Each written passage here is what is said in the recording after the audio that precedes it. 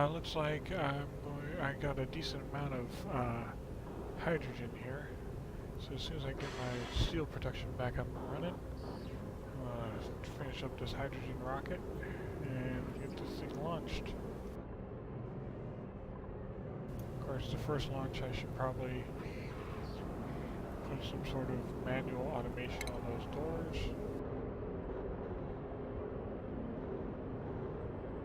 Until I can get some bunker tiles, or bunker tiles built to prevent the meteor showers from doing damage. And I can open and close the doors, but they take forever to open and close. And that was just built out of gold again. I gotta stop doing that.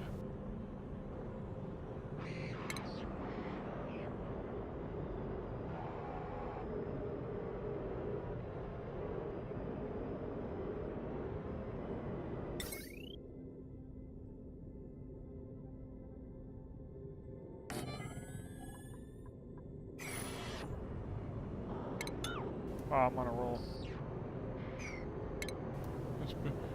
Don't build it out of gold. And then I changed sensors because I realized I was using an Atmos sensor, which of course the rocket exhaust can trigger. So I switched to hydro sensor so that the exhaust won't trigger it.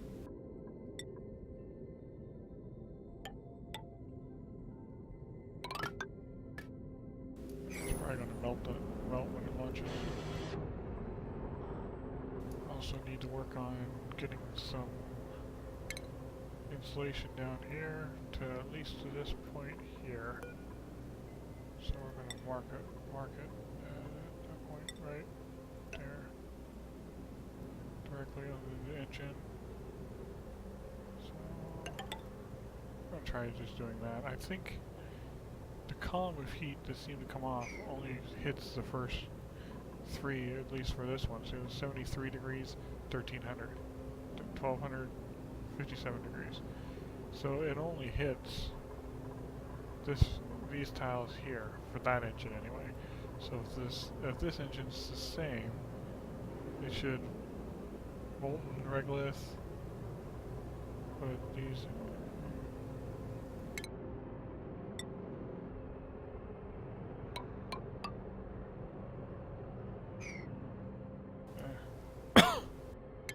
oops, sorry. Didn't mean to cough in your ear.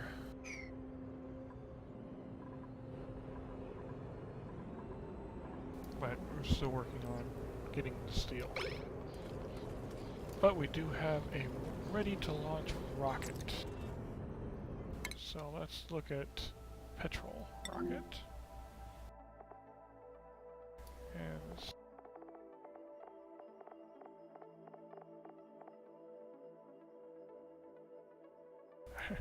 my petrol rocket can go all the way out to there. I think I was still back here though. Yeah, well, actually no, I figured out what's, 11% isoresin. That's a lot of isoresin. Okay, let's see here.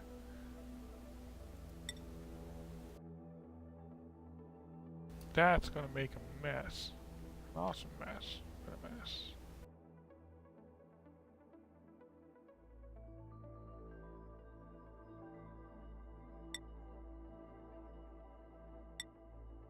So let's launch this one.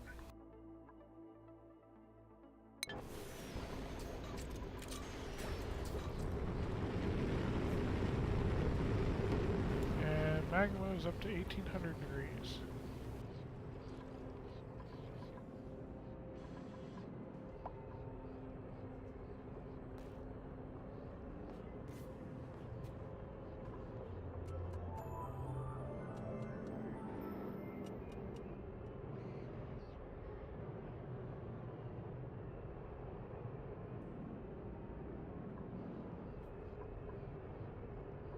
I think I'm gonna have a nice pool of magma sitting there eventually.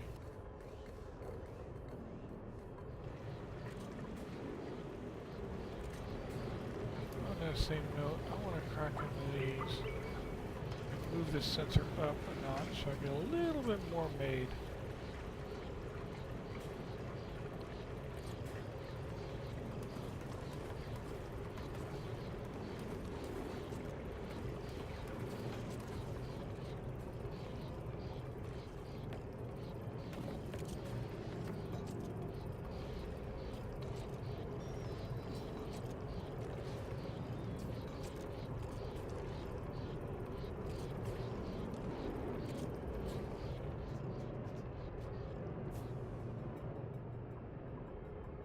good news is my conductive wire did not melt this time.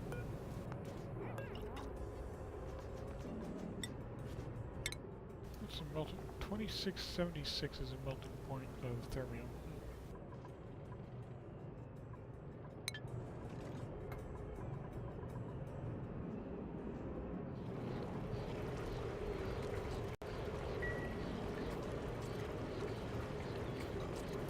Apparently hydrogen has the same space taking as water, 1,000 kilograms of tile, whereas liquid oxygen only in this game does 499 kilograms of tile.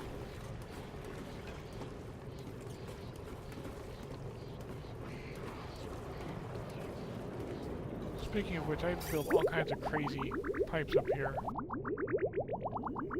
when I was trying to fix my system.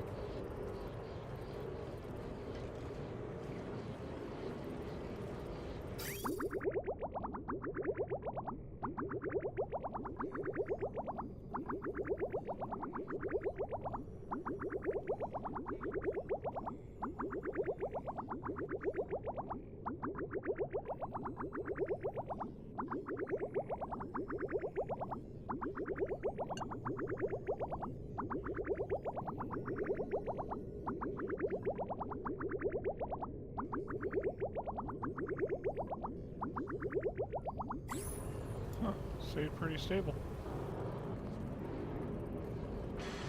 I just gotta get enough in there to risk it. See, there is enough there for me to fill them, but then I would have to go through the chance of it having issues restarting.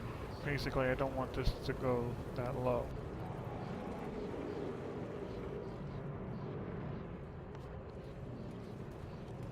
Oh, they finally finished that. Okay. I need a save town right there.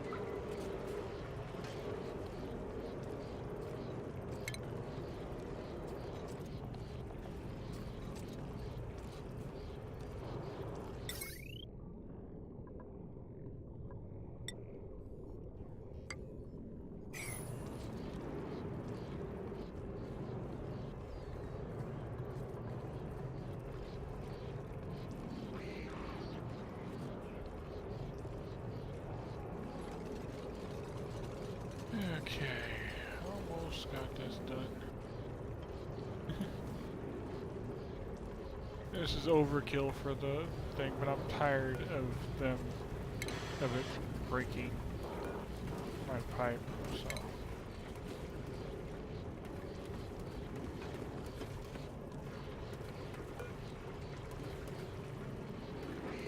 It ain't gonna break my pipe no more.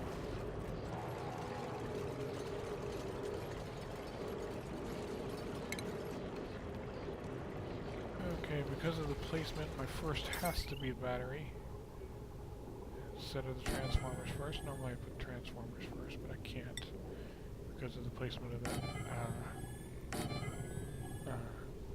the plate, joint plate. So we will go in like this. That goes to there. No, dang it. Gotta be careful with the default materials here. Let's go back in there. Okay, so this is gonna be a really cold area, so I don't need to use the good stuff. Hey, good, I finally have more gold than I have thermium. Normally it defaults to thermium, but anyway, I don't want to use gold either. Iron will be more than sufficient in here. As for this, I will also stick with iron ore. And then the heavy watt conductive wire will be iron.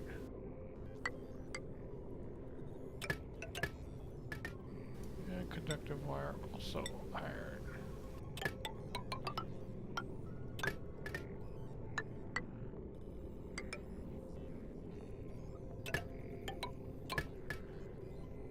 And then some automation wire, also made out of iron, since iron is so abundant.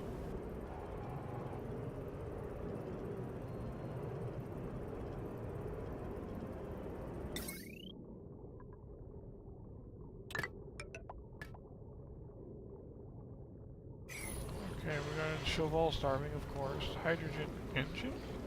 Oh. What the hell?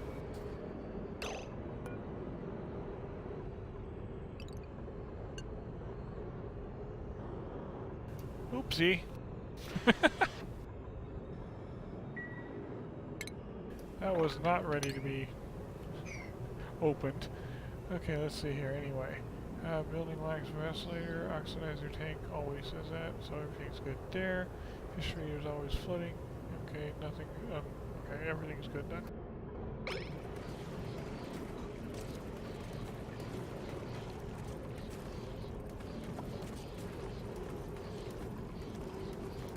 Yes, my Chauvels are always starving. I cannot feed them enough. There's too damn many of them. They eat too much. There's not one free running around though, is there?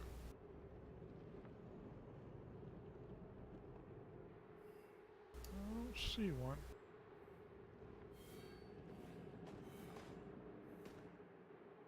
Sneaky bastards like to get out. Well, technically they don't get out. Technically they lay an egg on the outside and it falls somewhere.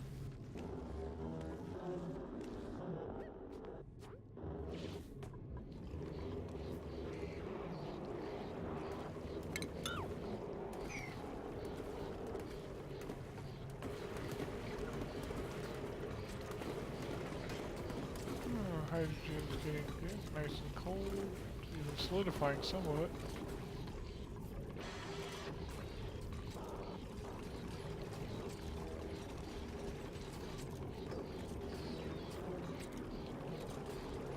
Yeah, I think if I crack in there, get in there and move that sensor up so the oxygen is running more often, producing more of it, maybe I can get more hydrogen. It'd be really nice if this vent would become active, even though it doesn't produce much.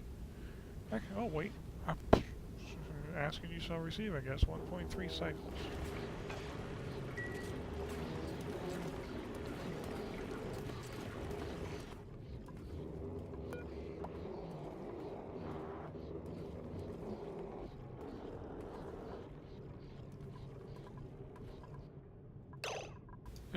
What the hell?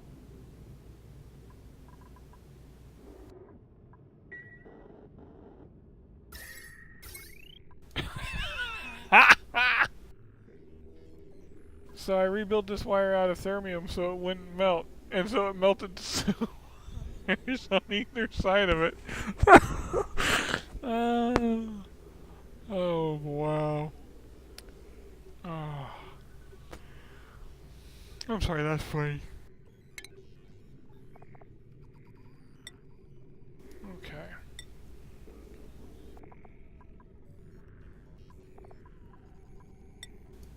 Okay.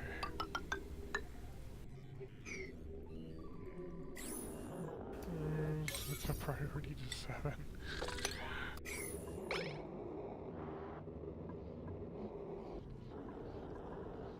Although I guess I do have a power line right here I can run down. Instead of running it across there. That's still funny that I built a middle wire out of thermium because it melted. And I'm gonna come back and I'm like, well, it's still there, what's the problem? No, the tube next to it melted.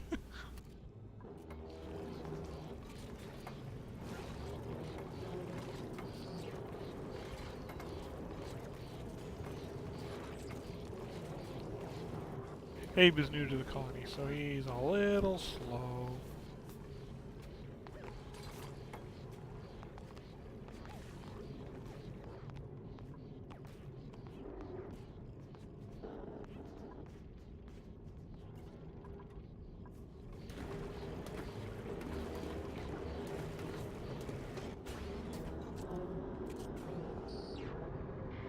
This joint plate took damage from getting hit by a meteor, I think. Which is not going to tell me. Oh. Pretty sure I got hit by a meteor.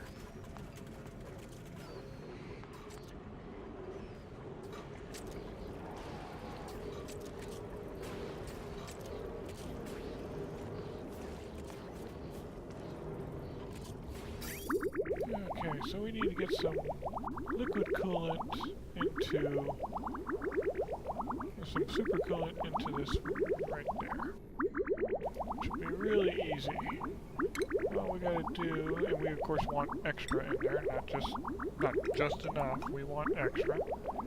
What we'll do is we'll go like that, and we don't care if it's right in piping, because yeah, we'll just run it in right like that.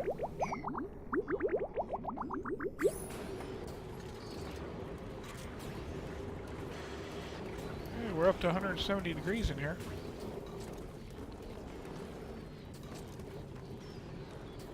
Cool. What do we got here? So 171, 169.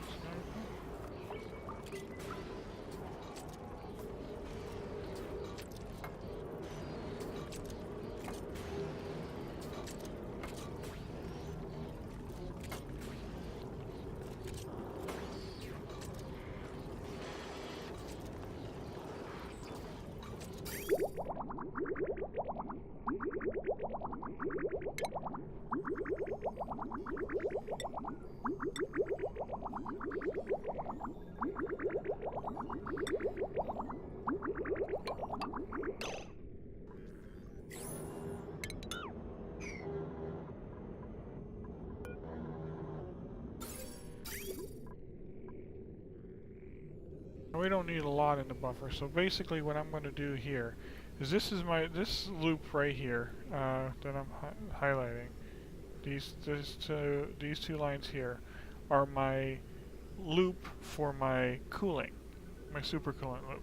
And of course, it doesn't have anything in it. It's just a non-stop loop.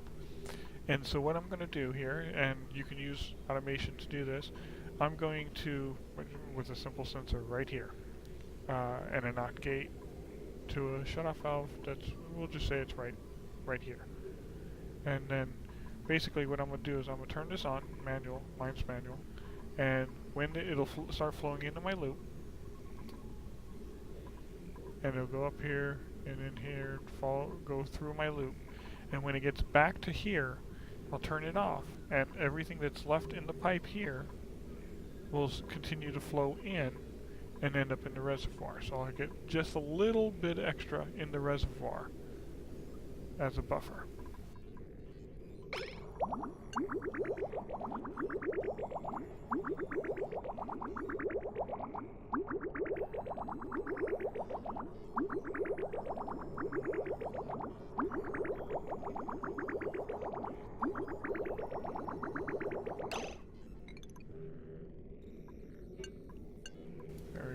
I just want to make sure it turns off this time. Sometimes the exhaust from my rocket messes with the sensor because I didn't have it set like that. Okay, it's almost there, and it's there. Turning it off. Oh, what the? It's not there. I ran out over liquid. Oh! I did not have enough. Okay. Maybe if I mop this a little bit here and then re-dump it there.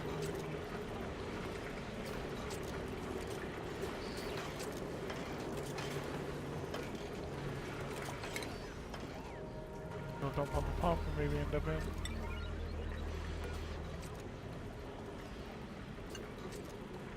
It's a little upsetting I don't have any to buffer. I mean, I don't need a lot for buffer in this room because the whole purpose of this room is basically make sure all this stays cool.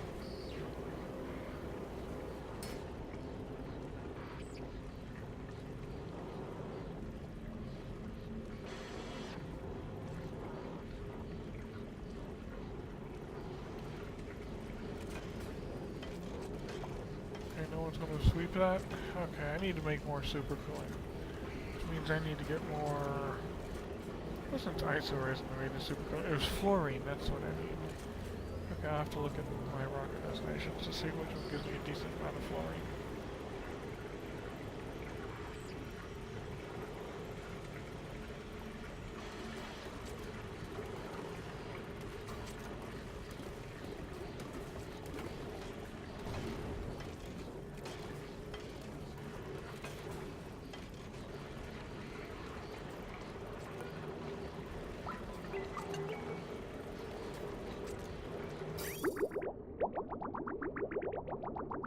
Still not enough. There's still gaps in that line.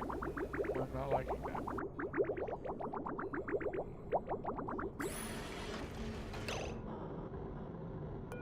What the hell are you doing?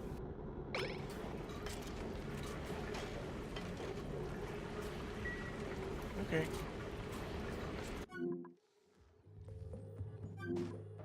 Okay, super coolant. I need fluorine to make super coolant. It takes 1,000 grams, I only have 64. Okay.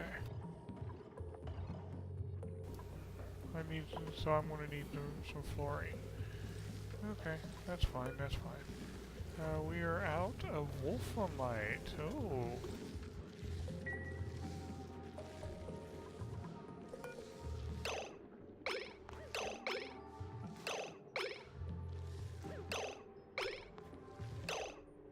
I'm trying to figure out where the fuck he's trying to go that he's so stuck.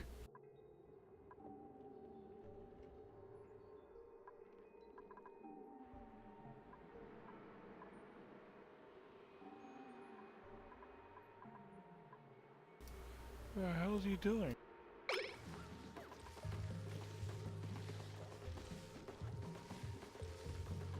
Oh, he's trying to pick up the ice. Unfortunately, it's not staying ice, so he's glitching. Okay. In other words, he's an idiot.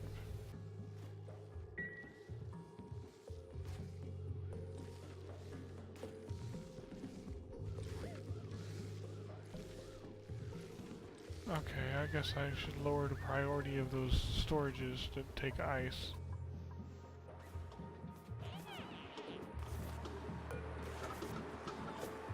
They are set to 8s. Let's turn them down to 7s.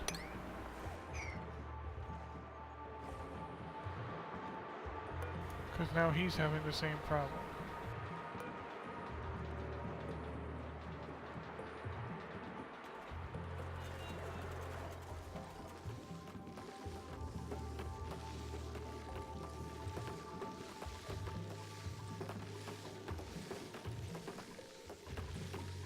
All because this room is just above, or just below freezing.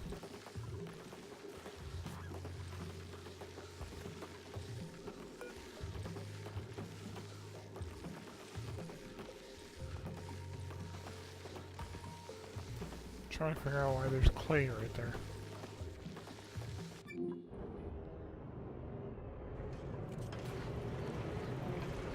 Okay, is it succeeding at heating the room a little bit? Hey, it is. Let's see here. But we're still not getting very cold down here. Okay.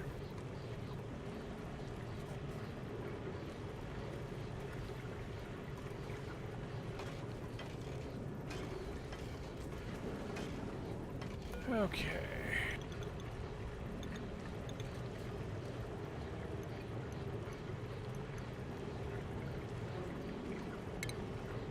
Time to finish the connection.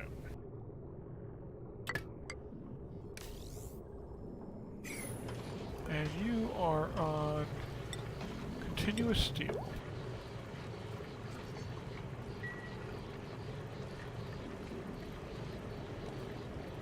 And I need some storage containers up here.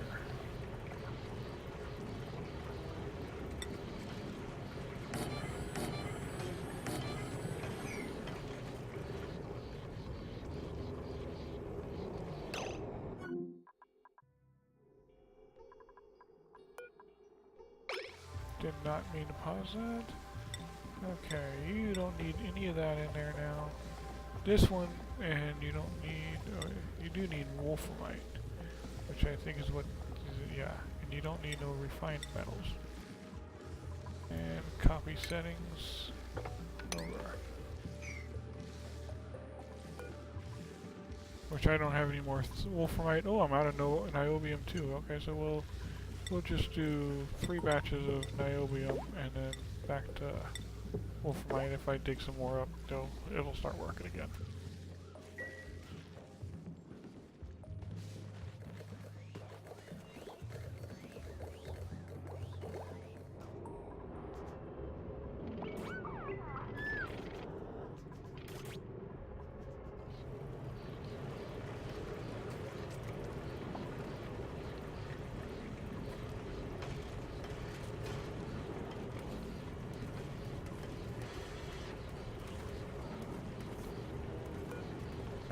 How hard will it make? We'll raise the temperature of petroleum by 132 degrees. Whew. So basically I should put some automation on this pipe going in.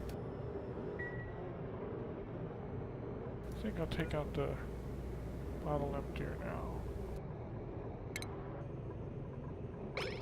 We'll put some pipe if the temperature down here is above, what's the petroleum's evaporation point? 538.9. And this is going to add 132. So 406 point, actually it adds 132.9. So if it's at 406, it's too hot. So I'll put a sensor in there that if it's at 400, no. If it's at 380, don't go. Okay, automation. Thermosensor right here. Try that without using up my gold. Let's see here. Thermosensor right here. Automation wire right here.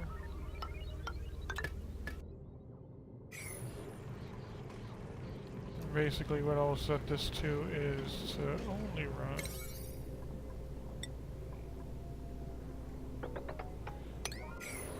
okay, now the iron can be stored right here. Refined metal, iron 6, and then this one will be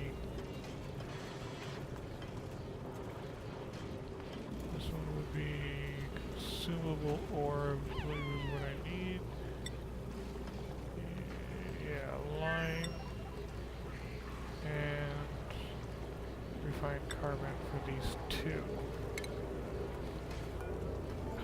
I hit the copy settings button and it even made a sound.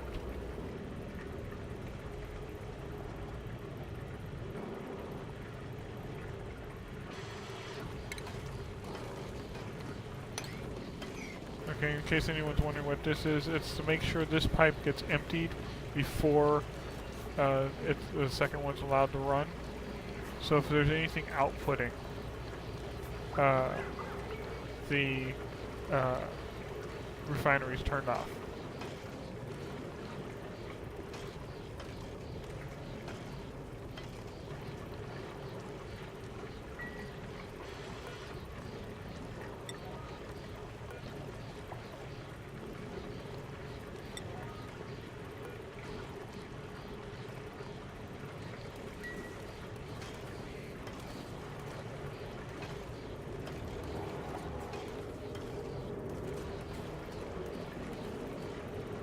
So this should be able to cool off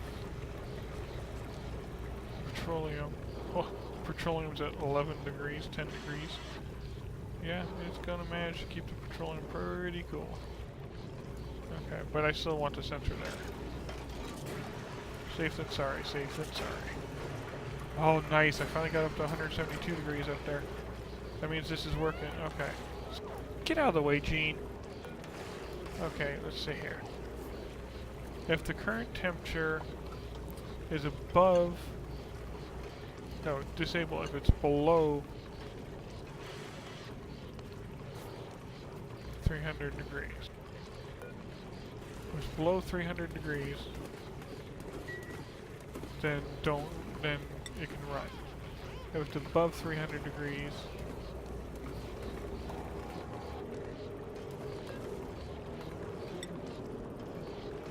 since I can't set a sensor any higher, which is stupid,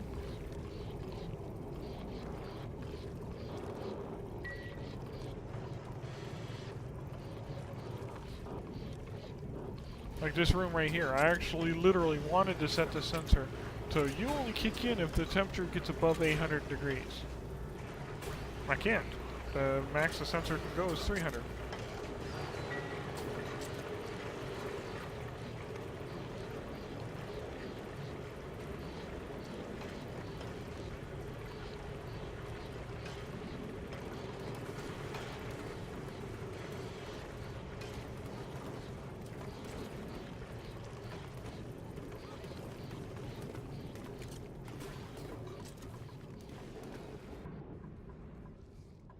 Okay.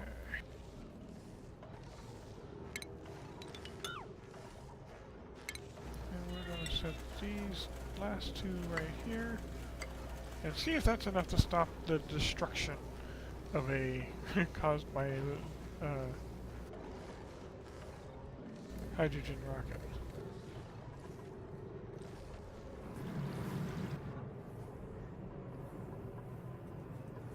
Because yeah, it produces a lot of heat, but it only seems to produce it in this column here.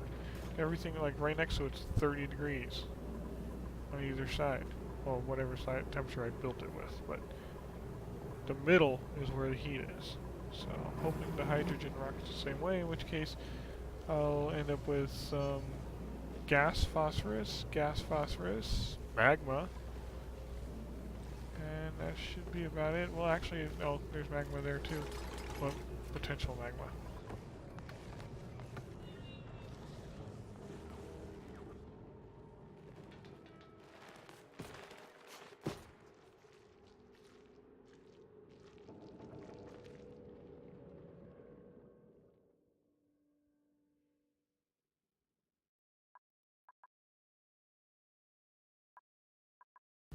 Look at that ice biome. Look how big that ice biome is. Doesn't look like I got any pressure cracks in the backup water storage. It's not even being used.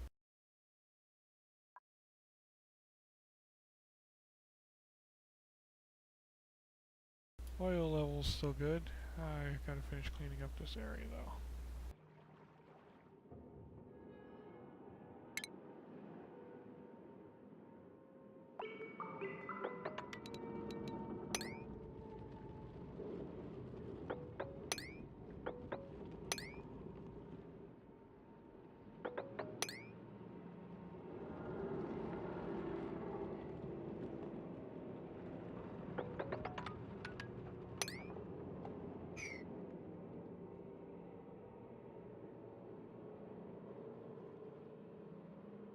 I guess I'm gonna crack into that and raise my oil levels up higher again. Oh well.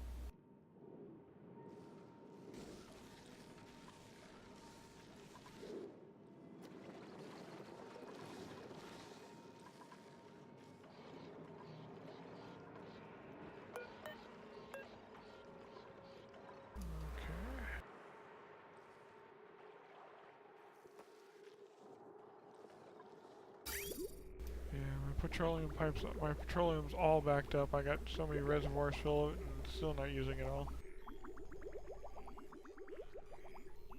Along with that petroleum rocket. Okay, here's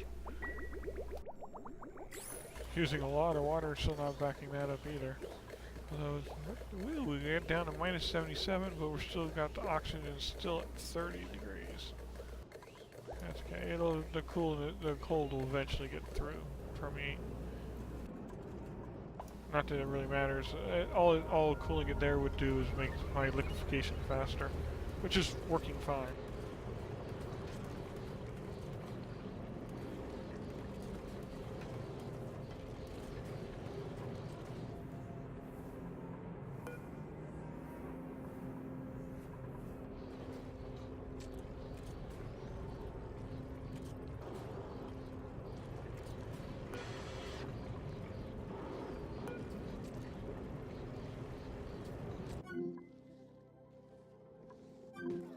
Just hoping you hit the right button.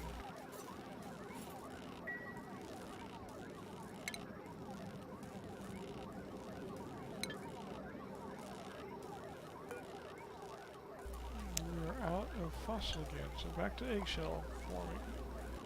And re-queue the fossil one behind it.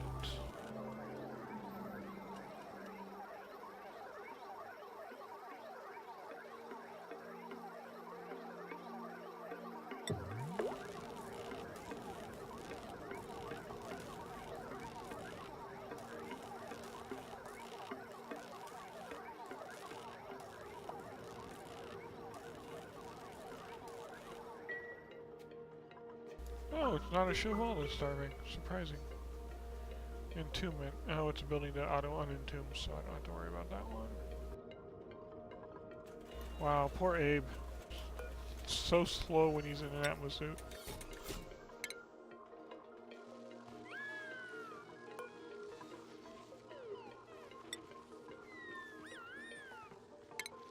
Blinding shine bugs.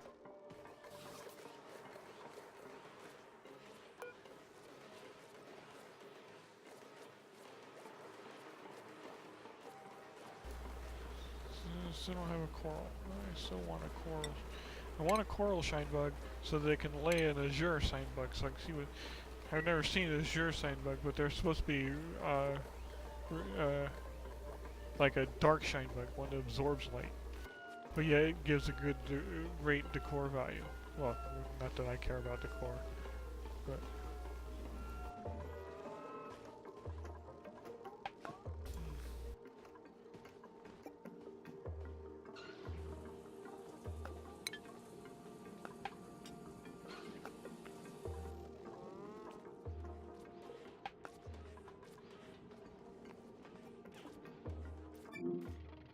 How's my power doing? Let's look at the previous cycle, power usage.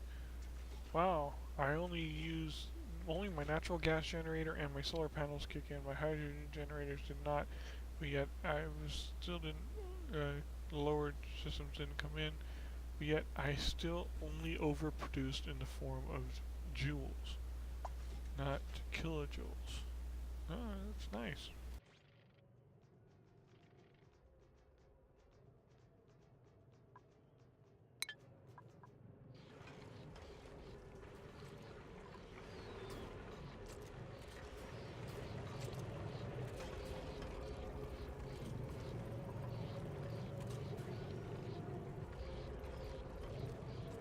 There's more than enough there, but I want it to be stable amount.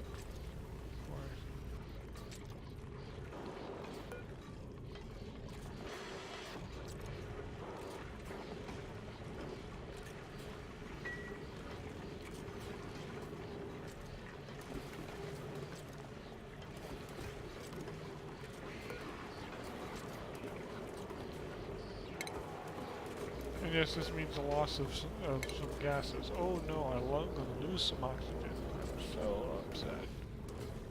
Fact of the matter is, I'm not really going to lose much because it's actually already turned off. Yeah, the system's not even running right now, so I won't lose any oxygen because it's a vacuum there.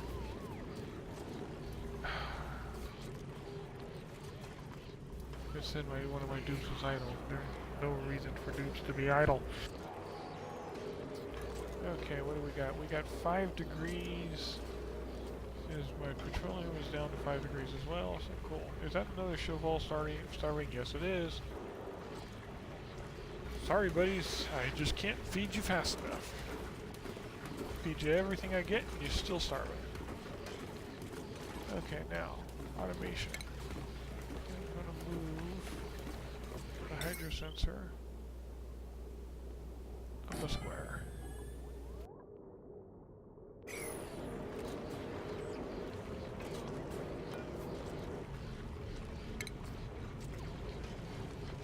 And is that built out of the wrong stuff? No, it's not. Okay, cool.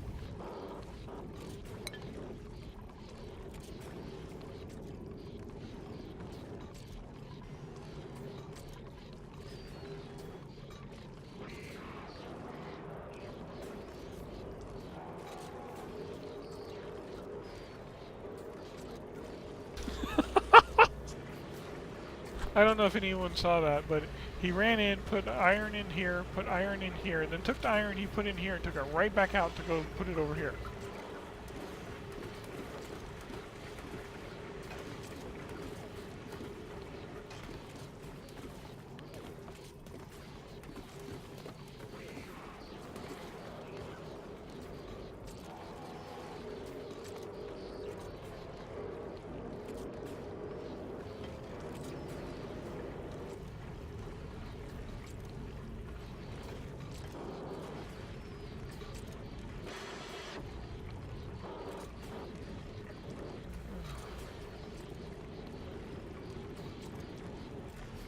Finally building it. Okay. Or not, he's just delivered it. Gene, you gonna build it? Okay. Okay, this is it.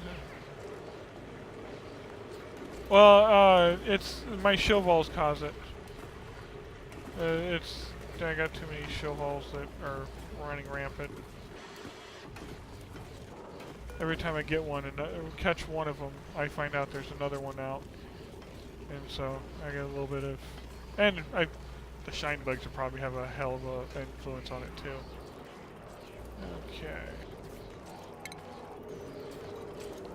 Okay. Not to mention the fact that my computer's, yeah, old. Oops, that's not what I was looking at. An automation wire. Right in here. And then deconstruct this.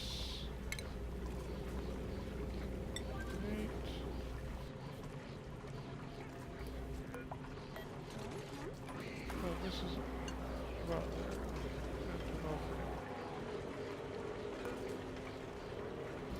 Deconstruct this automation wire. And this one.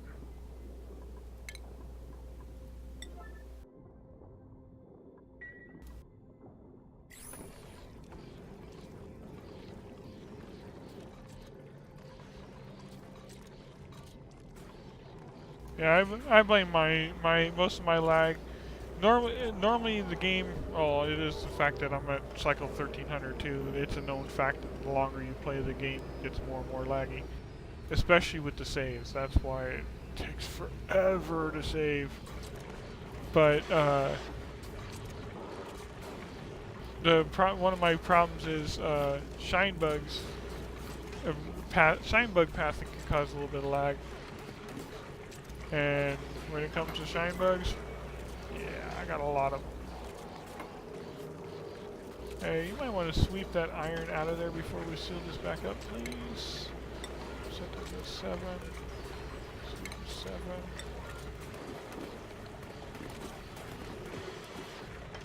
I'm not losing. I didn't lose any gas by opening up because there was no gas in there to lose. It's all liquefied already. That's my liquefied oxygen room. Of course, the one right next to it's liquefied hydrogen. Okay. Now, what did I have this made out of? This is a stack of granite. Okay. Well, since it's already granite right there, why don't you make this out of granite so you don't have to go very far.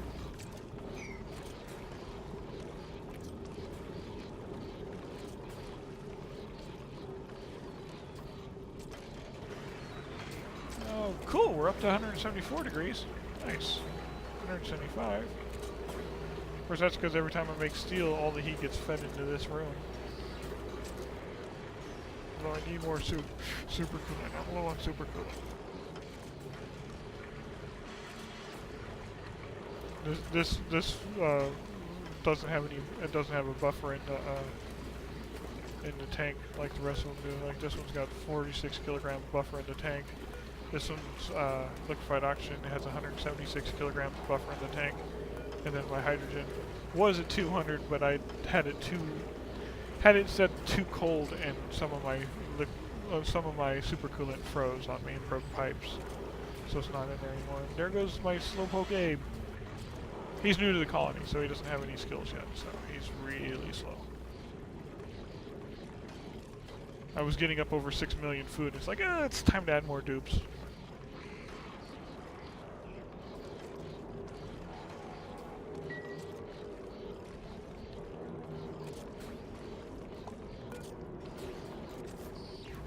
Oh, must have been one of the buildings that auto on Entomb.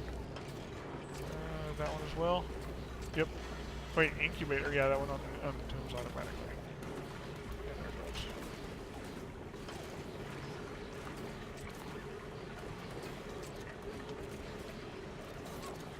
goes. What? Oh, I already fixed the problem with my pipes breaking. What pipes were you talking about? Yeah. You don't liquefy it in a pipe, it's going to break. To liquefy, because if you turn something to a liquid in a gas pipe, it breaks the pipe every time, 100% of the time. To liquefy oxygen, you don't liquefy it in a pipe. Basically, what I'm doing is this pipe is full of supercoolant, and this sensor right here is set to 200 degrees, minus 200 degrees. And so what happens is it's running in a loop here, the supercoolant is, through radiant pipe, and then back up into a tank. That's my buffer tank. And the more liquid in your buffer tank, the bigger your buffer and the harder it is for the liquids to actually change temperature. So buffer tanks, great idea. The more finite you want the temperature, the more liquid you want in the buffer tank. Then you just I run it right here, and this sensor right here detects the temperature. If the temperature is above minus 200, it sends the liquid into an aqua tuner. If it's not above 200, the aqua tuner is disabled, so the liquid just bypasses aqua tuner and comes this way. And then it runs right back through this room. And basically, what I'm doing is I am pumping oxygen into this room, and if this sensor's set, it pumps the gas oxygen into this room, and then the radiant pipe cools it into a liquid. Supercoolant. Okay, hold on. I gotta turn this back on because now that I actually have. Okay, so basically, you see more oxygen being pumped in, starting to cool. You can see it dripping all over the place and turning into a liquid. Supercoolant is actually something you can only get from space. So right off the bat, you're not going to be using liquid oxygen off the bat. You have to use oxalite for your first couple rockets. Using oxalite in your first couple rockets is actually pretty easy. The number one people forget to do is, if you want to put oxalite in your rockets, you have to have a gantry at the oxygen platform for the dupes to be able to get there to it to put the oxalite in. But once you visited a couple planets and you come back with something called fullerene, and then you can come back to this molecular forge, and it takes fullerene, gold, and petroleum to make supercoolant. And it only takes 1,000 grams of fullerene, and normally you can get that much on one trip. Wait, is that an unentomb? Yeah. Okay, that one auto unentombs. Ah, see, that's a mistake everyone seems to make. So don't feel bad. Everyone makes that mistake, it seems.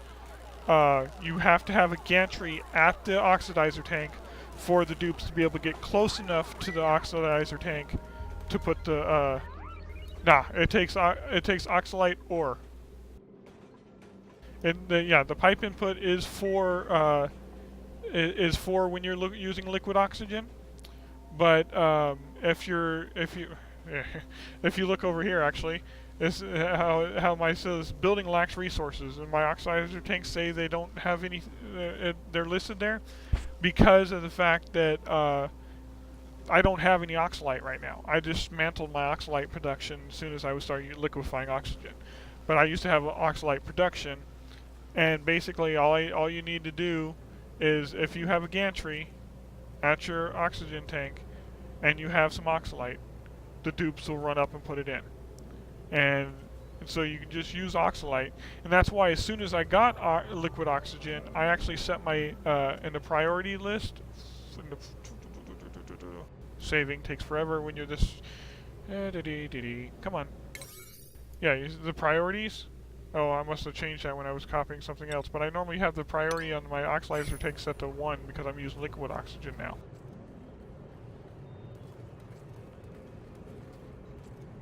Oh, you mean how is this working? Okay, well basically, I don't know if you know a steam turbine cooling room, but that's what this is. Basically, every time the temperature gets above a certain degrees, my steam turbines kick in to cool it all back down. I would like to set it to 700 degrees, but the highest you can set it is 300, which is annoying. Nothing in this room melts at under 900 degrees, so if I could set that to 700, that would be wonderful. But anyway, so this is a cooling room, and basically my thermal aquatuners are just heating the steam in the room. And when the steam gets hot enough, it'll run through the turbines to be cooled down. And so basically, what I'm doing... Nope. I tried it. So as soon as I hit enter, it went to 3. I've tried. I still want to set that room to 700 because that's...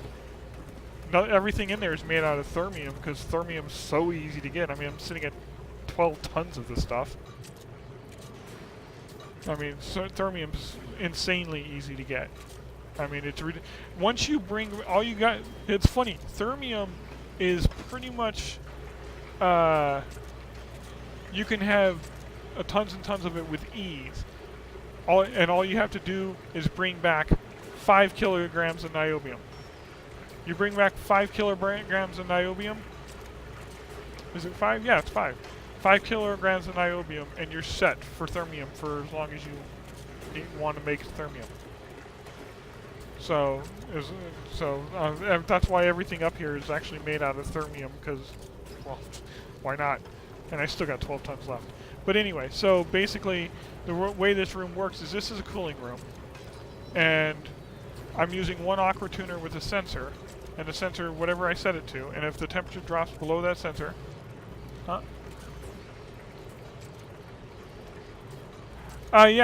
basically, it's looping through here, cooling this room, but it does. But I don't worry about making it the right temperature before I send it into the room, because it's still going to pull heat out of the room while it's cooling off, and basically it goes through here and then into a reservoir to stabilize the temperature. Reservoir's wonderful for stabilizing temperature, and then to this sensor, and this sensor, if the liquid is not cold enough, sends it into an aqua tuner. If it is cold enough, sends it back through the loop. And so it just keeps going through that loop repeatedly. And if it gets too warm, that's when the sensor will forward it into the aqua tuner. And the way I did that is simple. It's the sensor's attached to the aqua tuner, and so since my pipes run over the entrance to the aqua tuner before they go to the other way, if the aqua tuner is active, they just enter the aqua tuner and don't go anywhere else. Well, that's the thing. A lot of people like to choose different stuff. I'm building this in space, and there's gaps between my buildings, which means I could have just built regular old tile out of anything, and it would have been fine. But habit made me use insulation. But it all depends on how hot your stuff is getting. Uh, I mean, if you're using it to cool, like my heat room's not going to get above 700 degrees. As such, pretty much most of the rock is good for that. Because most of the building materials don't melt until they're over 1,000, and if you really want to be careful, obsidian melts at over 2,600. So you can use obsidian and not have to worry about any of it melting. If you're looking for best insulator, for the most part, I use igneous rock, but up here it's everything, whatever I had the most of, because I'm not worried, except for this tile. It's made out of ceramic because I don't want the heat of this room, even though it's insulated tile, I don't want the heat of this room getting up here. But yeah, so most of my tiles are made out of, let's see, we got granite over here, we got igneous rock here. Yeah, we just got a little bit of everything.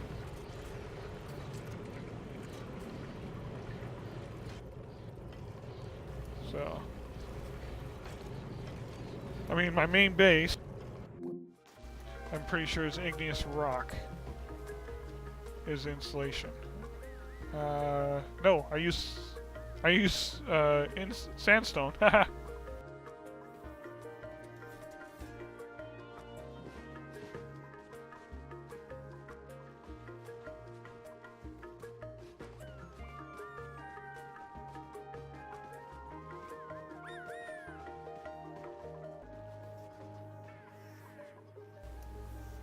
I'm trying to figure out what you're...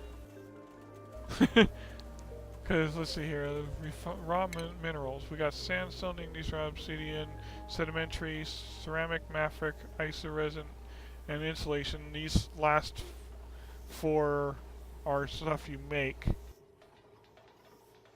So I'm thinking maybe you're talking about sedimentary rock? Sedimentary rock's not bad, I don't think. Let's see here.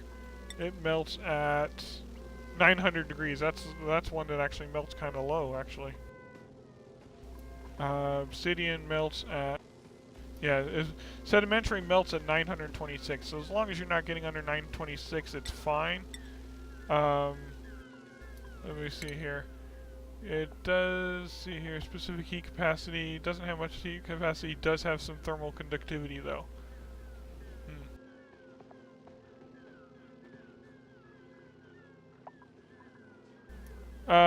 Your best bet is when you go to build something, is to mouse over the thermally reactive. That's not something you want to really build insulation out of, because it absorbs heat well. So you would probably want to stay away from that. If you're looking for something that that doesn't conduct heat very well, you probably want something that heats slowly. Think igneous rock has the slow heating, yeah. So it takes slow heating but the fact of the matter is, when you're building insulation, I mean, my insulation around my base, my main base, is made out of sandstone, because of course you build your main base insulation early, and it's just regular old sandstone, nothing fancy. Let's look at the temperature overlay. Got a little warm because I put some hot stuff in the food in the feeder up here, but none of the heat outside their base is getting in. And if you're wondering about this heat, this is not from outside the base. This is because I'm pumping in 70-degree oxygen into those suits. That's intentional. I don't worry about it. But as you can see, insulated tiles work great. They always have. I've always used them, even when you could build out of abyssalite, because when you could build out of abyssalite, yeah, abyssalite was awesome. Too bad you had to level someone up to a seasoned miner to be able to mine it, so they were always stressed out. It was just easier to build out of whatever. And insulated tiles always have worked well. And if you look, my base is pretty cool, and we got orange and red on the outside edges of all around my base. But yet my inside of my base, minus the places generating heat, such as the incubator right there, is all cold. And so, yeah, when it comes to building insulation tile, you don't really need to be super picky. Use whatever you have the most of. It works fine. Now on that same note, when you get up here and you're trying to liquefy oxygen, the pumps you actually pump the liquefied oxygen out of, at minimum, and hydrogen, at minimum you want to be using ceramic. I mean, ceramic's really easy to make anyway, but at minimum you want to be using ceramic, otherwise you could end up with a lot of broken pipes. Thankfully, ceramics are pretty good about is a great insulator until you, and there is that accursed insulation, which is really expensive to make, and you got to get a lot of stuff from space to do it. And personally, I've tried using it, and I've had better luck with ceramic. So maybe there's some bug with the insulation, but my liquid pipings for my hydrogen liquefaction were actually breaking when they were made out of the perfect insulation. I've built ceramic piping, and I haven't had that problem again. Abe mastered research assistant. About time, Abe. Okay, moving up in the world.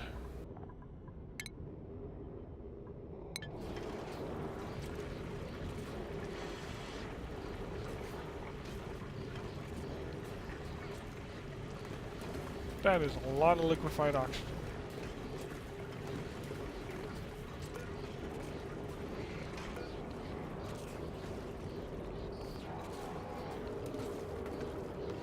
Oh, my steel's up there at 2200. Okay, I should probably build something. Okay, so I think I planned this rocket out with 2 storage modules. Hold on.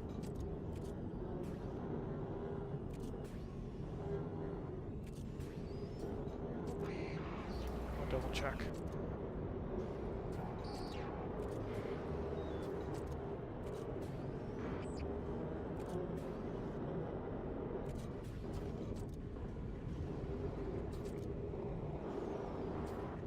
Yeah, it can go all the way out as far as I need it to go.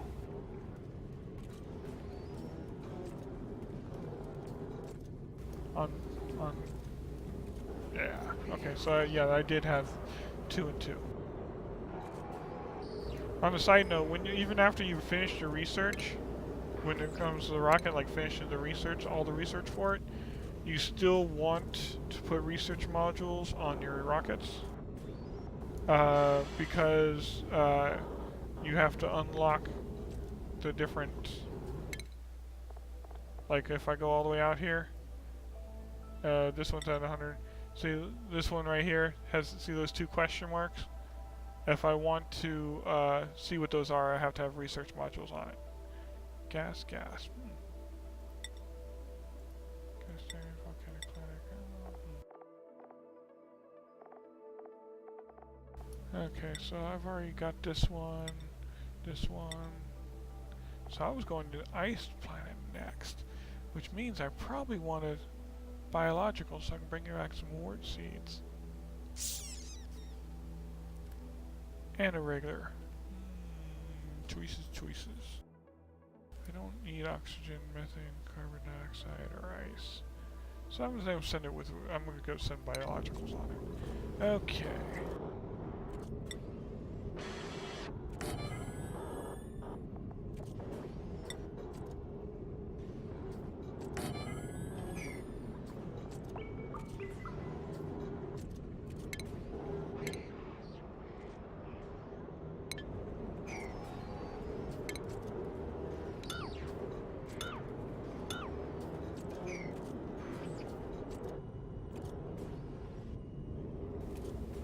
Okay, catch you later, man.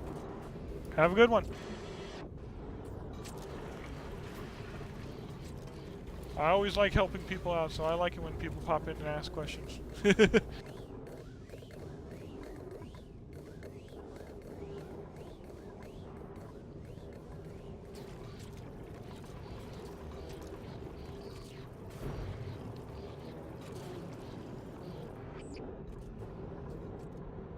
should probably make the second one a regular cargo bay though.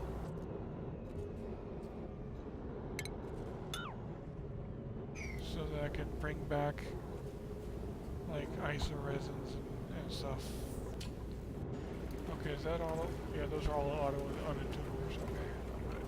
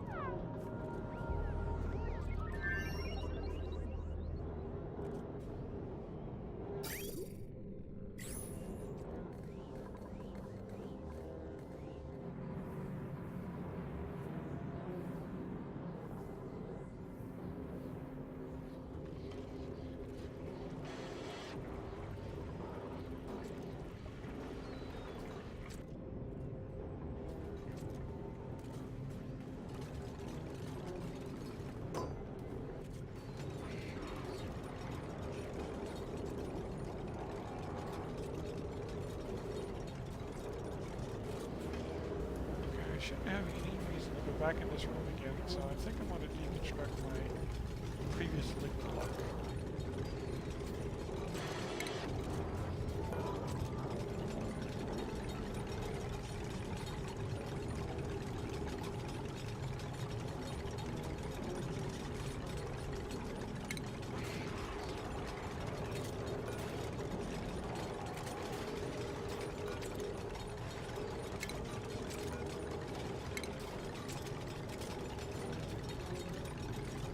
Wow, Ari, you're normally one of the fast builders. That took you a while.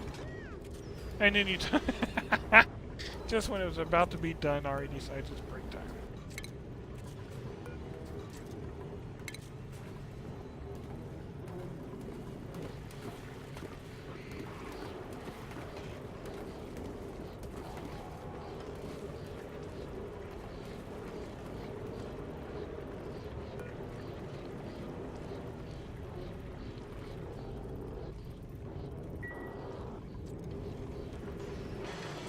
Oh, nice. We're finally up to 180 degrees in here. It's finally warming up.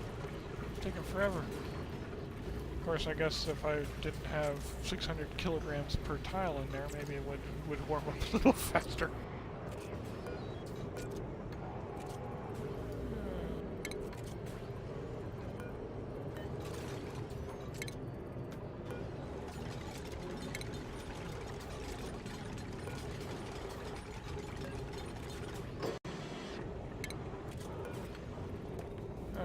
I'm guessing that one doesn't have a, yeah, that one doesn't have a sugar one. I gotta manually unload that one each time.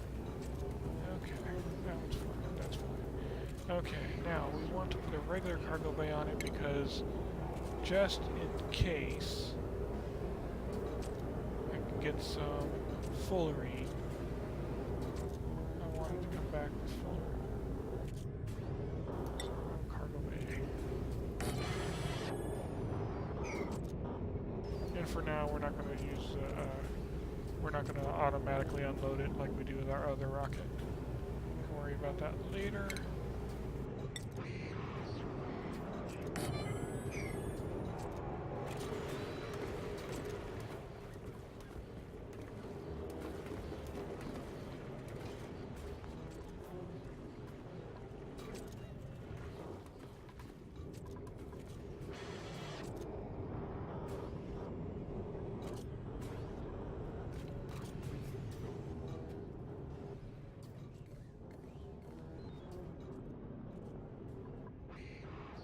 Now what are you guys doing up there? You guys went up there for the iron. Okay.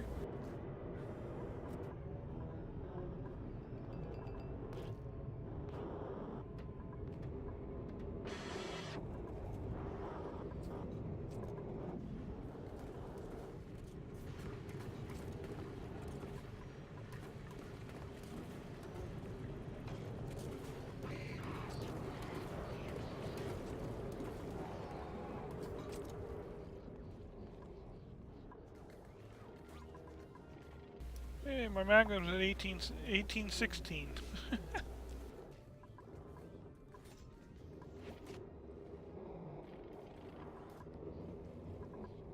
Oh, I feel like I'm dropping frames, a little more frames again. Do I have a cheval that escaped? Huh. There is one that that's why I put that there. Okay. I feel like there's... I don't see one. They're normally running around here when they get out, but I don't see one.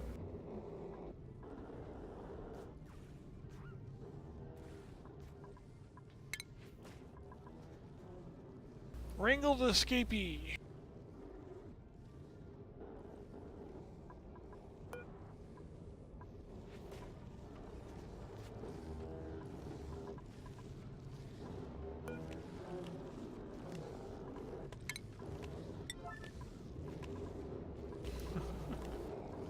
I don't know why he likes to try to tame them. They never come to him. He sits there for like, I mean, very rarely does he actually ever get one over to her to be tamed. Yep, and didn't succeed again.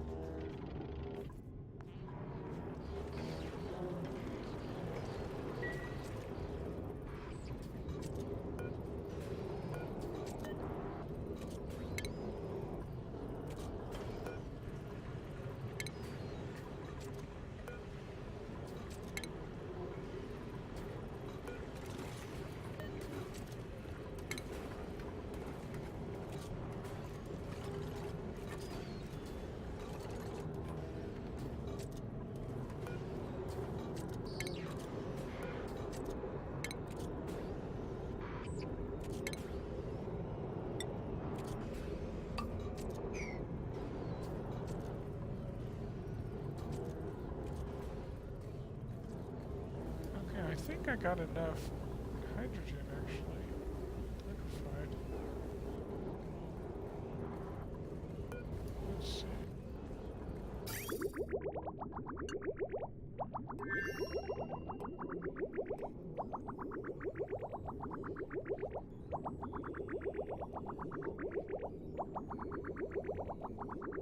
Okay, let's see here. Is that minus 54.4? Filling that tank. Still minus 54.4. Okay, staying stable, cold.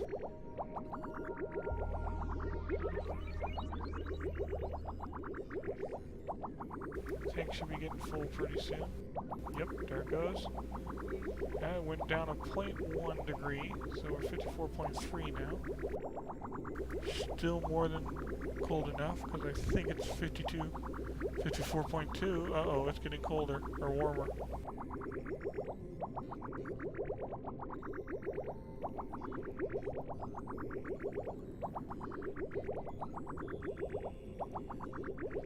Liquefies it, it evaporates at 252. Uh-oh. Down another 0.1 degrees.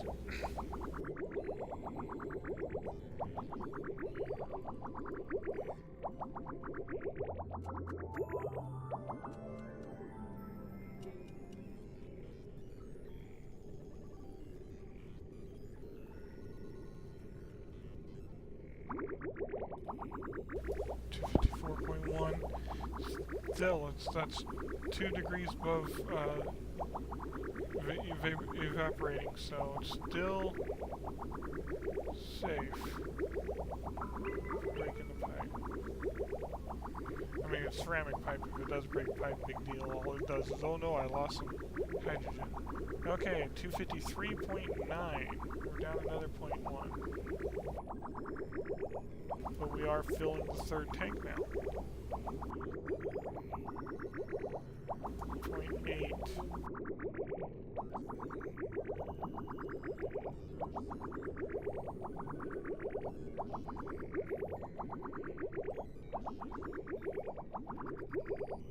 Okay, still stable. 0.7.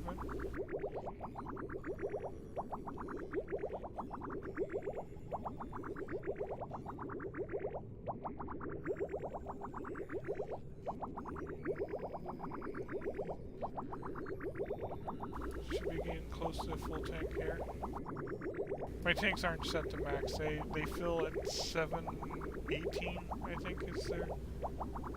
Yeah.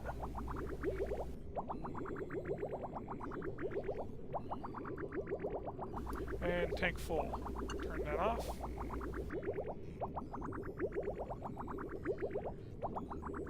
And let's see if it makes it back without breaking a pipe.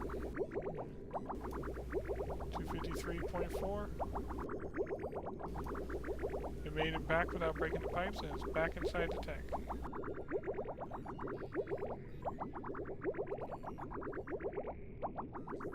Perfect. And I have 3 fueled liquid hydrogen tanks. Uh-oh. Oh, now I need my research module. Followed by the gantry. Oh, I'm out of steel.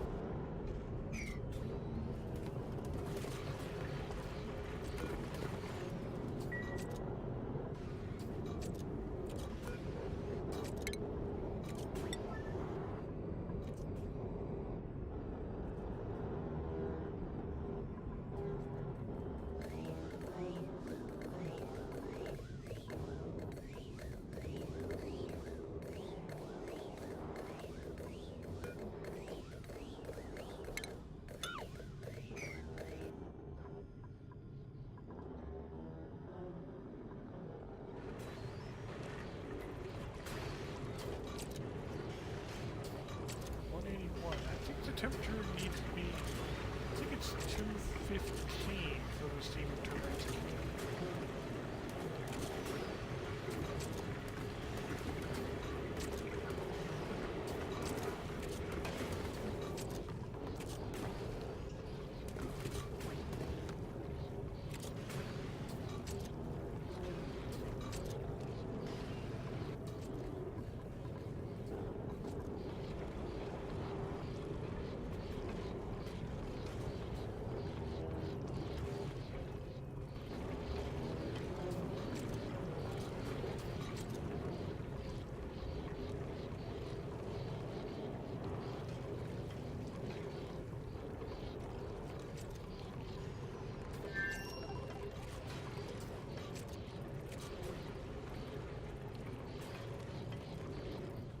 Need more supercoolant. How's my rocket doing? It will be back in 3.7 cycles.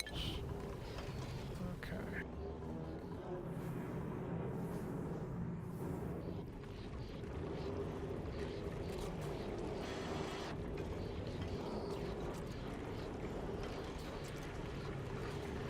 Okay, so just need, actually, you know what? I'm going to up the priority of this a little bit.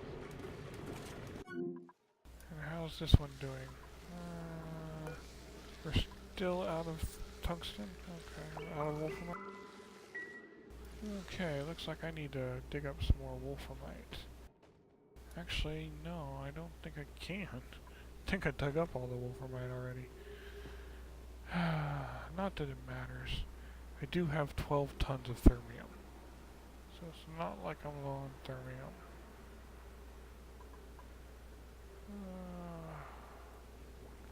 Yeah, there's... Oh, what the hell? Oh, I forgot to dig that one. Okay, minus 41 over here. How's it doing over here? Minus 48. That's getting close to too cold, but it's not too cold yet. Okay. All the liquefied carbon dioxide still sitting there. Oh, great. More liquefied carbon dioxide.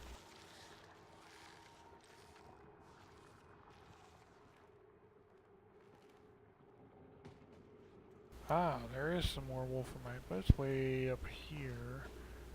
And I would expose this to the heat. I don't want to melt that area of the biome, destroying sleepweed in there, so we'll pass on getting that going in there for now. And I'm pretty sure that's the last bit of wolframite in my map. Minus that spot right there. How did I miss that one? Huh. Interesting.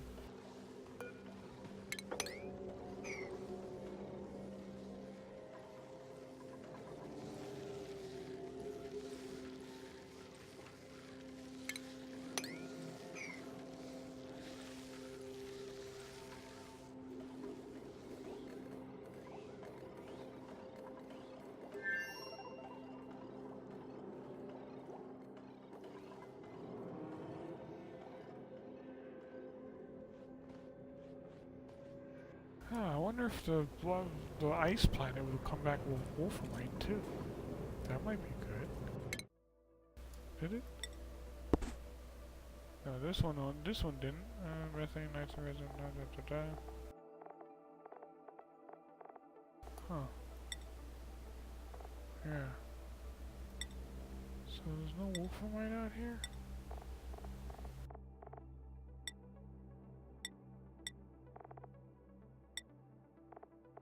Maybe some of the further outs will have Wolframite. We do have a terrestrial planet.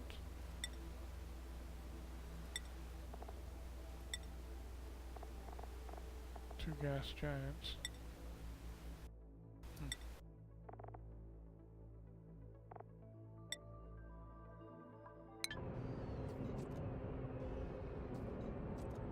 Okay, we got a little bit more steel. Okay. Gantry. Now you don't need gantry at every floor, but it does help for when you want to redo your rocket and everything, repart it and everything. So I do. I put gantries at every.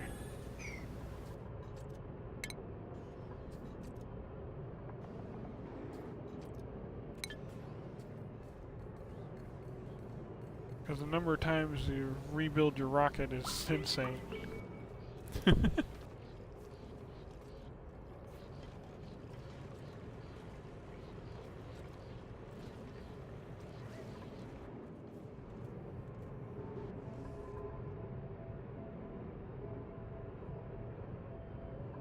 Okay, I think my dupes need something to do, so... Oh wait, I can't do that yet. I'll damage...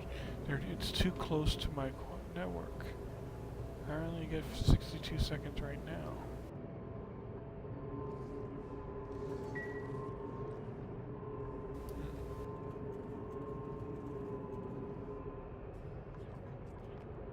I need to extend my network first.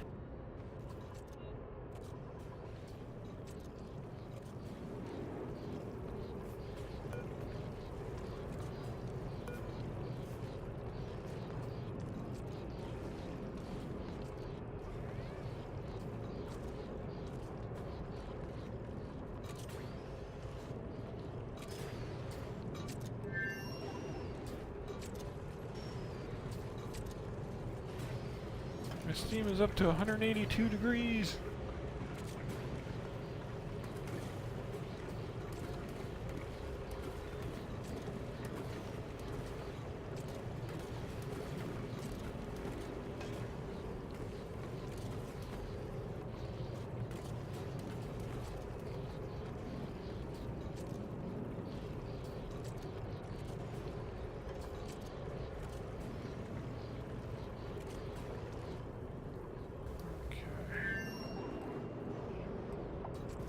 Should be enough to build the next research module, right? Yep.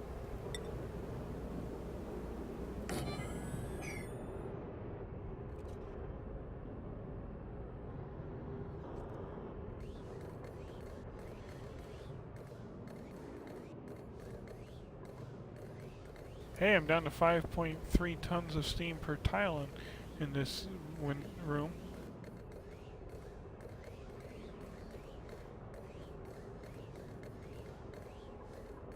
I think I was a little too much. I think I had a little too much steam.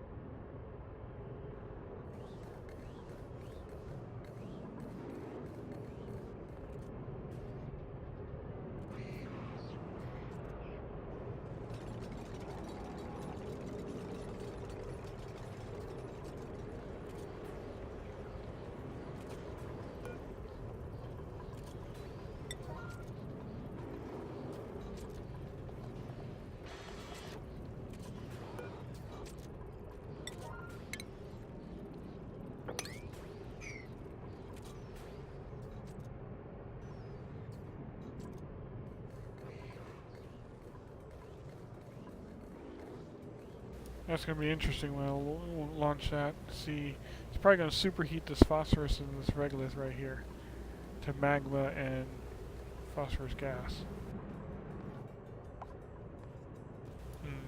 That's why there's a pool of magma right here. Was I melted a tile there. And of course it's inside in the middle of an insulation, so it's not going to cool down any. It just gets hotter and hotter as I launch the rocket more and more.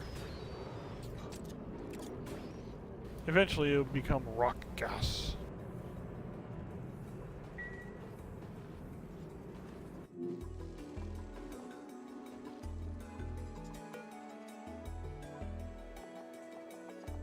There's 11 Chauvel eggs up there. Oh jeez.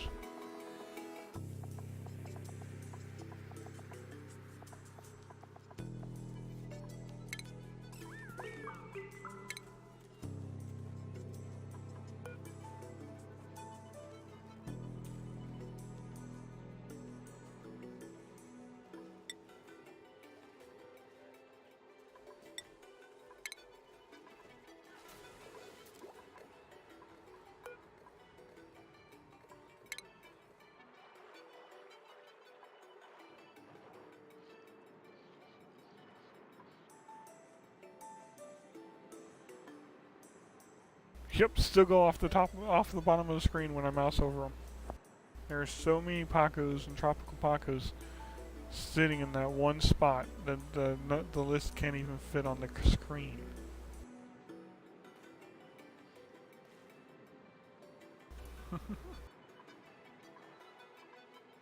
And that's just that one spot. There's plenty of others in there.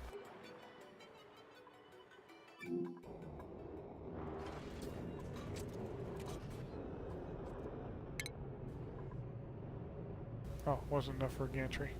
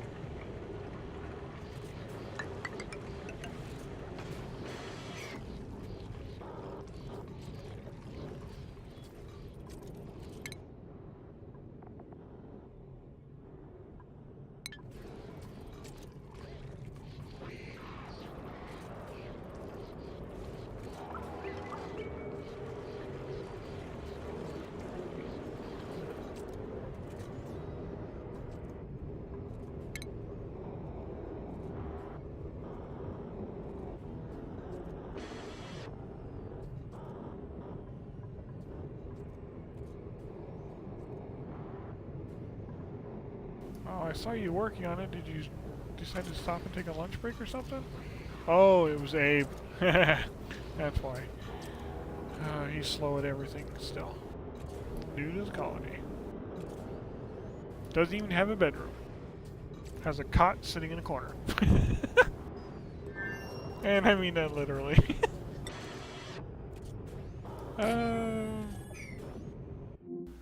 Poor Abe and Ada. Here's Ada's bedroom cot, and here's Abe's cot. Not even in a room, just cot in the corner.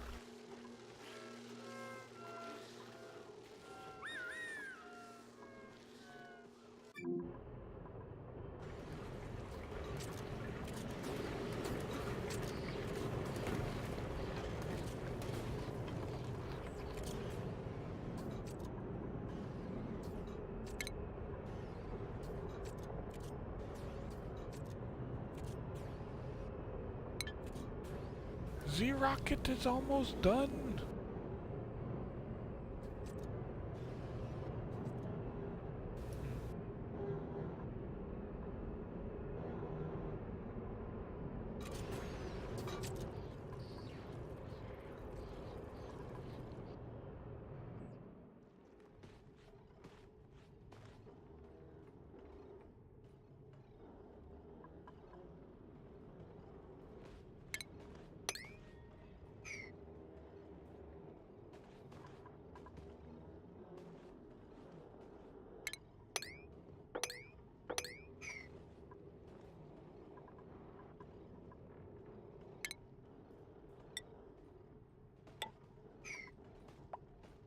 This regolithal destroyed this area. Oh, wonder what the temperature's going to get up in here now. Okay, we got 1816 right now.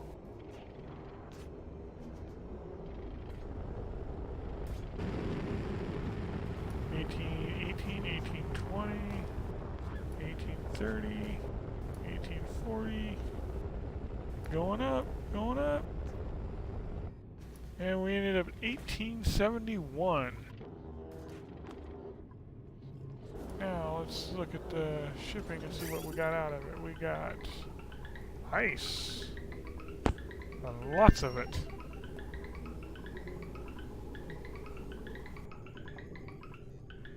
Oh, that was there was carbon dioxide there, but it's coming.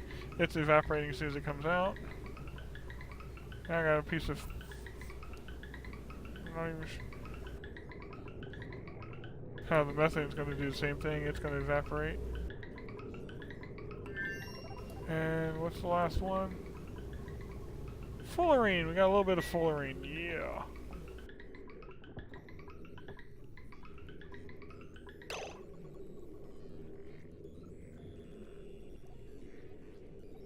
We got ice that didn't melt. How did that ice not melt? Whatever.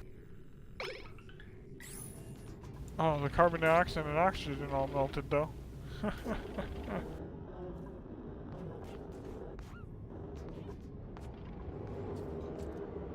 Now how?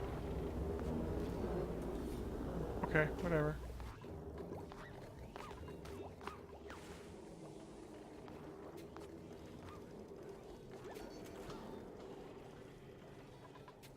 There's about to be a lot of natural gas up here unless someone moves that methane. I better make sure I set this to a higher priority. It's a priority 9. So maybe the dupes will see it and grab it and move it before it melts. Methane at minus 212 degrees and warming up.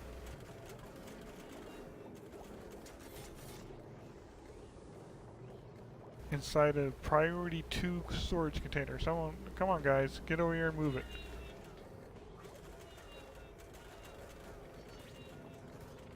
What? It took it out of the... Okay. Guess that works too. And he deposited it where I wanted it, at least.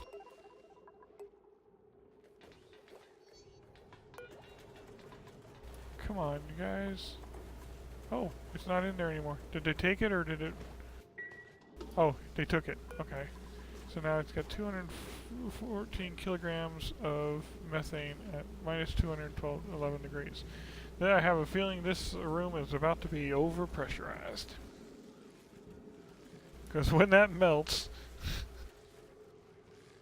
well, no, that won't be overpressurized. It would overpressurize the vent though, because it can only have 5 kilograms of tile. And there's room, maybe not. Anyway.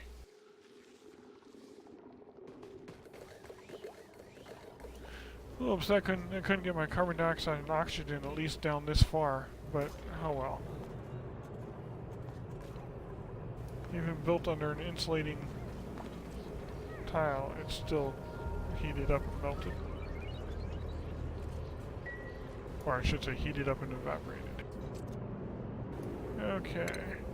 And now we need a command module right there.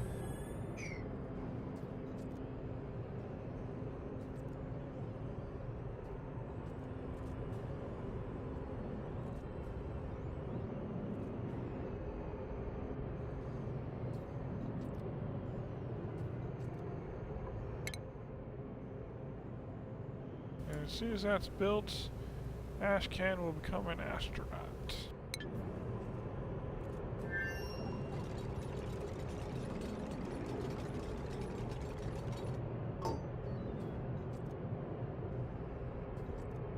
Okay. Okay, first things first. So that I don't get a glitch of a dupe getting in the ship that already has a dupe in it, I got to send my other rocket out.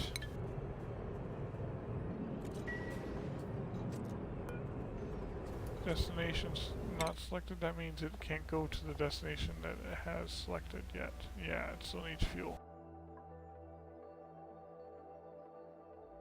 And it was still going to this one, wasn't it? Yeah, I'm gonna send it to this one. This one had brought back trace amounts of fluorine. That's not fun. But I'm gonna send it to this one.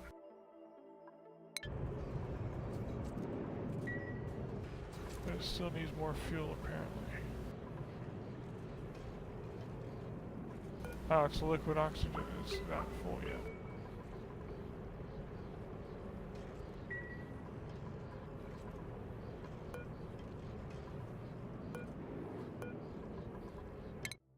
The tanks are full.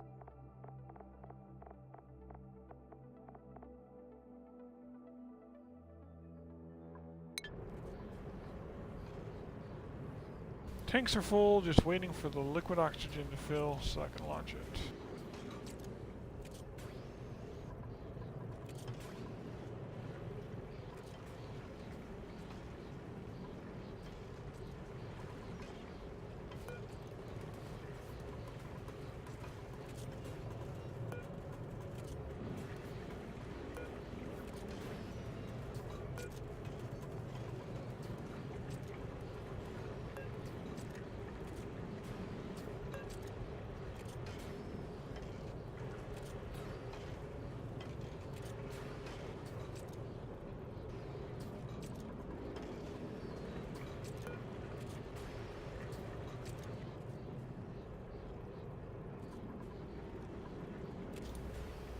.84 degrees. Yes. Keep going. It is so overpressurized in that room there that it has never got hot enough in there yet for those steam turbines. Those certain steam turbines have never once run in this yet. Okay, show map. I have rocket status. Yeah, this is the rocket I have. Ready to launch. We are launching there. Launch rocket. How's my magma doing? 1890. Oh, I thought I was going to get to 1900. I didn't. Oh well. Okay, that rocket is gone. Which means jobs. Ashcan, where are you? There you are. Ashcan, get your ass over here. Okay. We need to prioritize this 9 to get an atmosuit in there.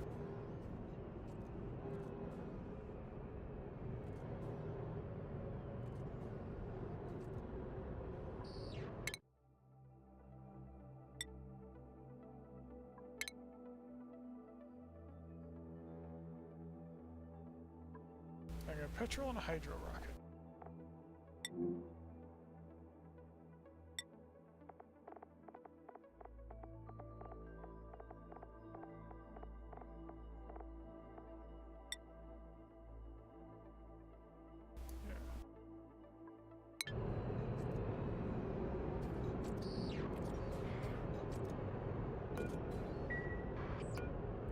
Ash can't get your ass in here.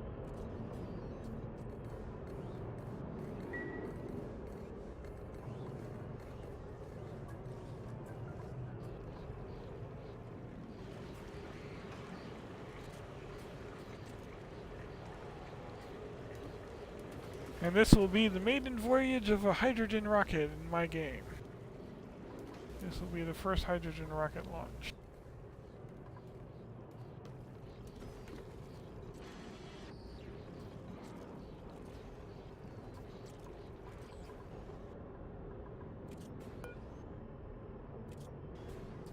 If Ashcan ever gets up here and someone delivers a ammo suit up here. Yeah, I have ammo suits. I have 5 of them. Oh, he's got the ammo suit. And where did you, why did you just drop the ammo suit and change your mind? Oh, you little shit. I bet you he decided he's going to take a break first. That's exactly what he did. You little shit.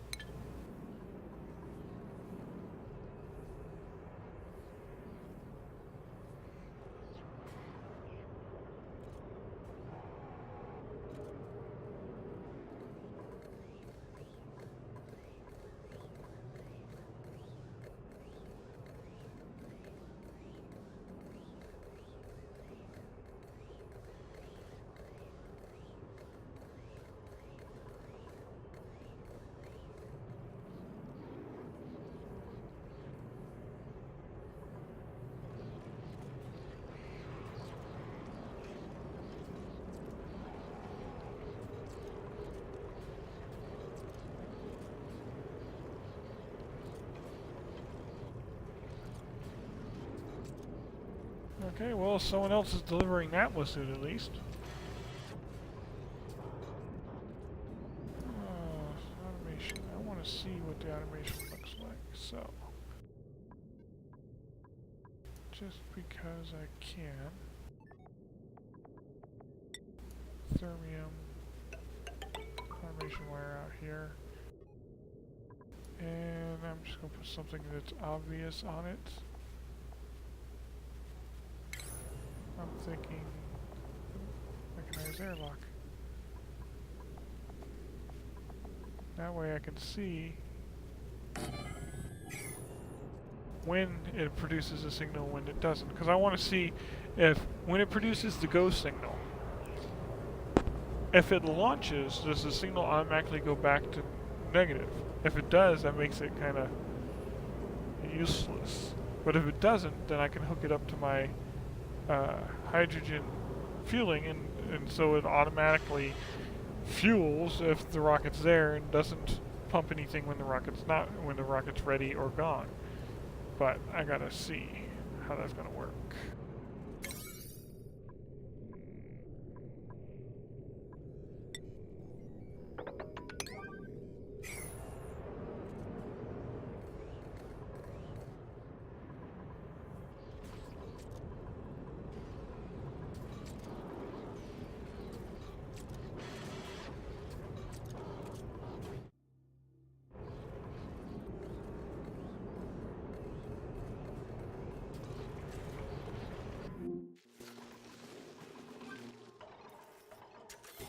Okay, I need me some more super coolant. I have enough stuff to make me super coolant. So another 100 kilograms of super coolant. Should be more than enough. And then back to making thermium. Not that you can make any thermium, because I don't have any tungsten. Oh, I got a little bit of wolframite though, so I might have tungsten soon.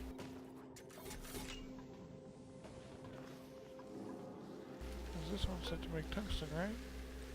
Continuous, I think it is 6. Yeah, that can make tungsten.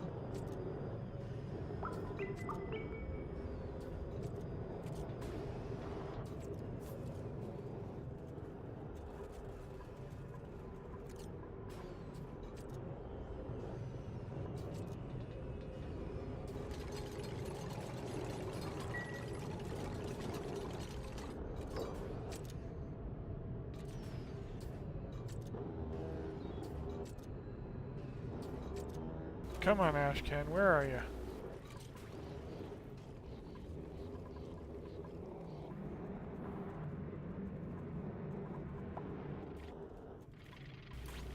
Chauvel is starving. Gee, Chauvels are always starving.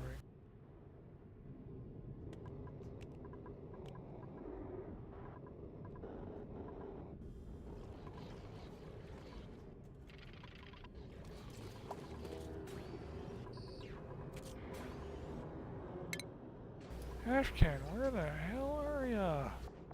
Get up here already.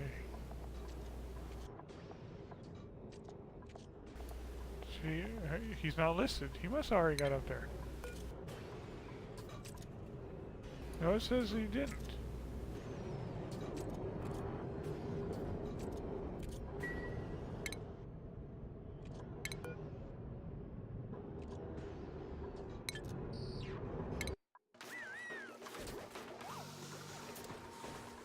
Really, Ashcan, what the hell are you delivering?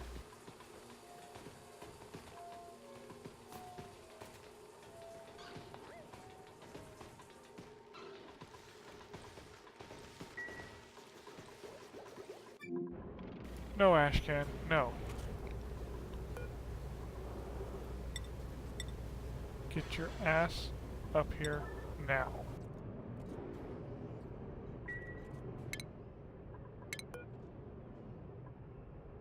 Picking up water, delivering. Why is he refusing to get in my rocket?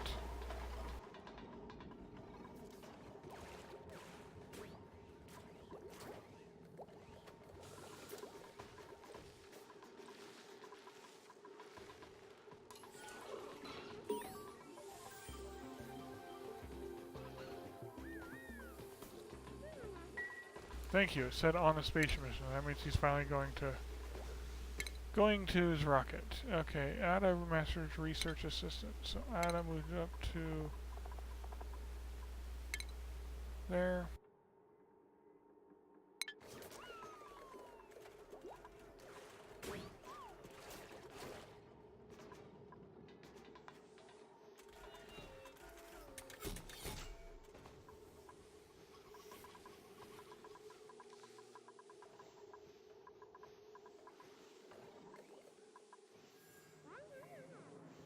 What the hell did...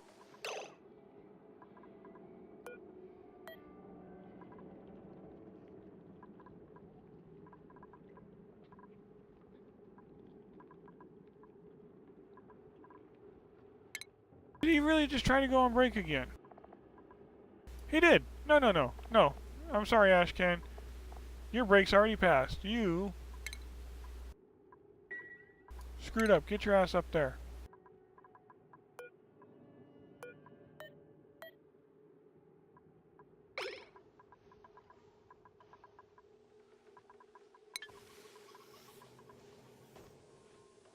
He's not on downtime.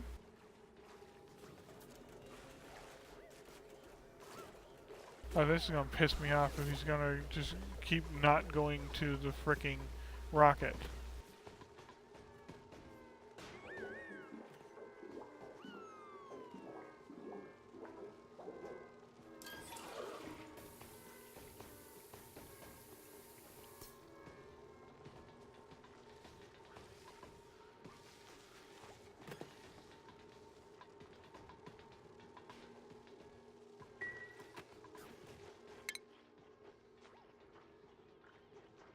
Ashcan's enjoying a break and it's not his break time.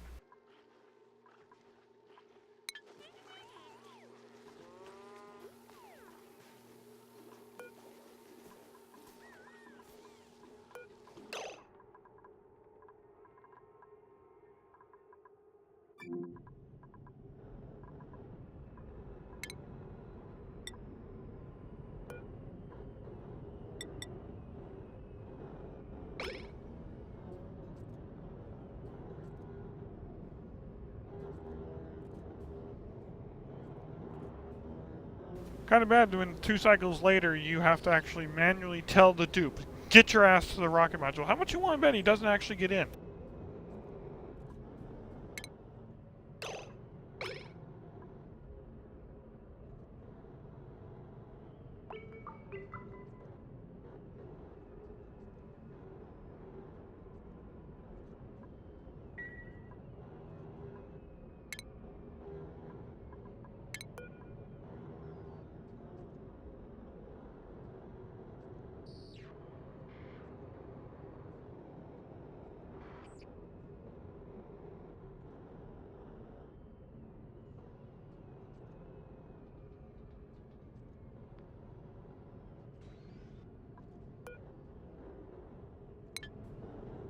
launch path blocked. Yes, I am fully aware the launch path is blocked. And it did say ready. Okay.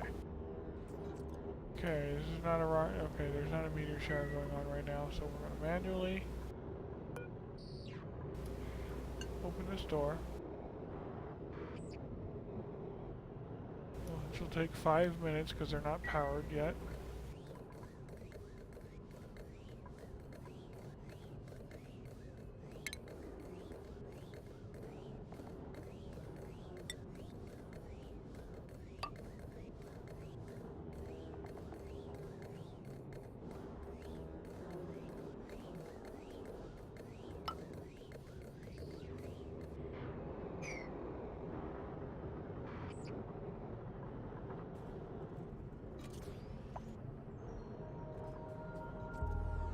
Hello.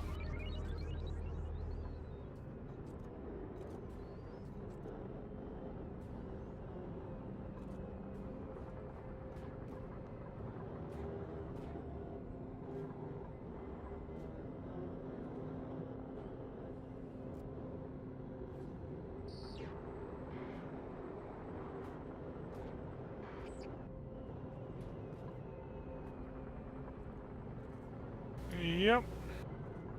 I already launched this one again. And it heated my magma up to 1897.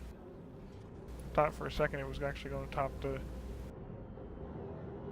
2000 mark, and it didn't. Or 1900 mark.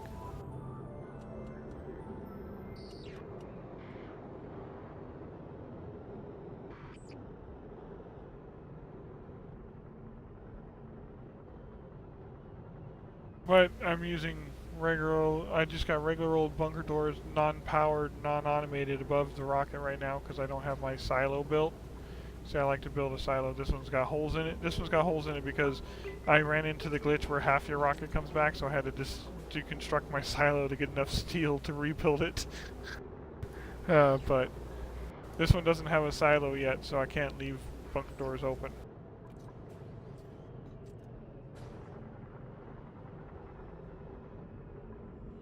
Which means I gotta do it all manual-like.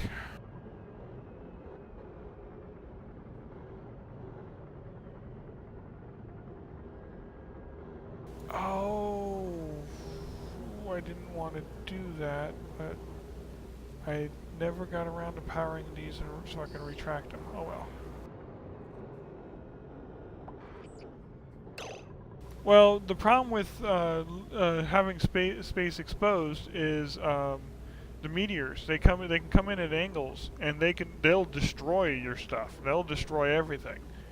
But because I have the silo here that's made out of bunker tiles, the meteors just hit those and don't cause any damage to anything that's up here because I had the silo.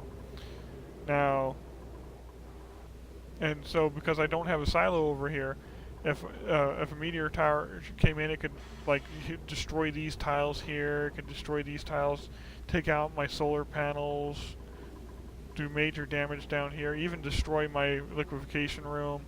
I mean, meteors are dangerous. So, okay, let's see here.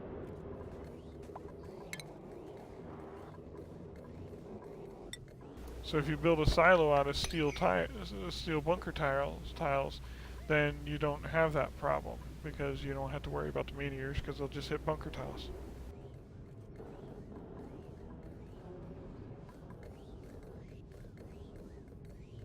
Nope, it's made out of steel too. The only reason these gantries over here are destroyed is because the rocket destroys them.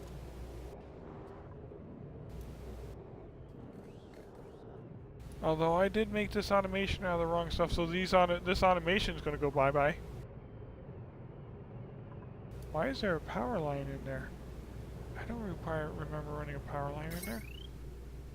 Huh, there is a power line in there. Why? Oh, because I did run a power line up there originally, because this was where my steam rocket was. That's right, because that's why there's so much steam right here. This was my steam power room. Yeah, that's right. So there was originally power up here. Okay, that's done. Come on, someone dig it out. It's priority 9.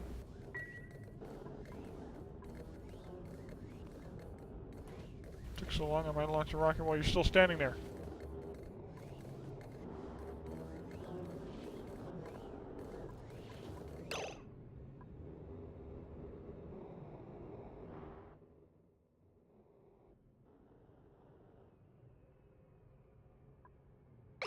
And destroyed gantries don't cause any problems. If you, well, what I want to do, what I will do, is I'm gonna put a power over here. When I get to it, I'm gonna put another power area over here, and run a power line to the gantries. And so that when the rocket's ready, it'll automatically retract all the gantries. Uh, but until then, I'm just going to go ahead and destroy them. Oh, which means if I'm going to destroy them, I should turn off auto repair. So since I'm going to destroy them, that way I don't waste steel repairing them. When I'm ready for working gantries, I can always deconstruct, reconstruct. Takes less, you don't lose any materials that way. So disable auto repair on all those so they don't fix it. Okay, now, do I have my destination selected? Wow, look how far this rocket can go. Almost to the end! And it's not even fully fueled. I only fueled it enough to go this far. I could put more fuel in it and go all the way if I wanted. Okay, we're going to launch this rocket. Come back out here.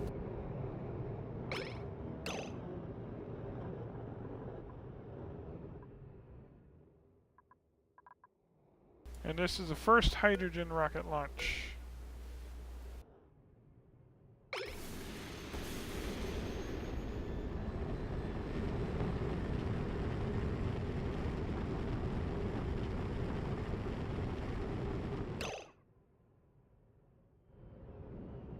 And the hydrogen rocket leaves steam behind. Interesting. Makes sense, it's using hydrogen and oxygen as a fuel. And what do you get when you mix hydrogen or oxygen?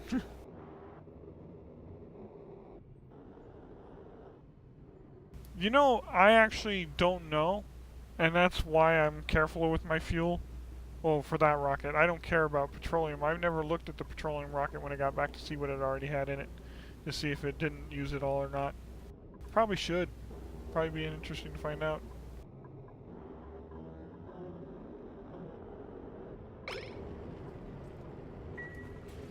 Okay.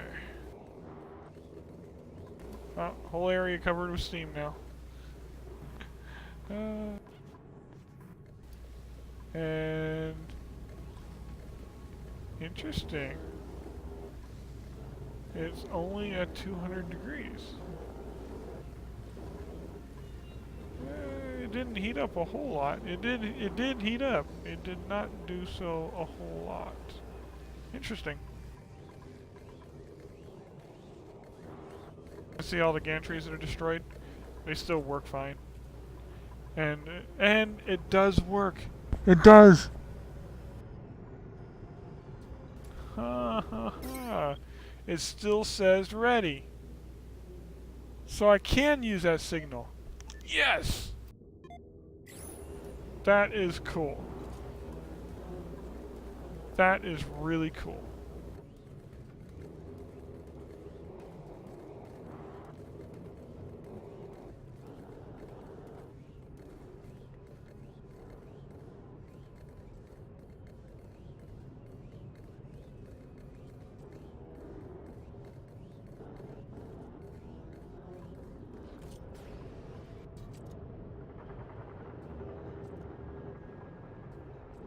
So basically what that means is when the rockets, I can set up the gantry retraction to that with delays, so that the gantry, as soon as the rocket's ready, the gantry will just go down the sequence of retracting.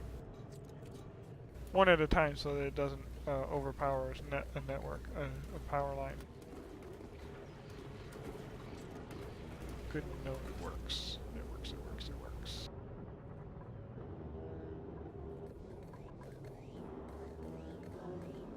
Okay.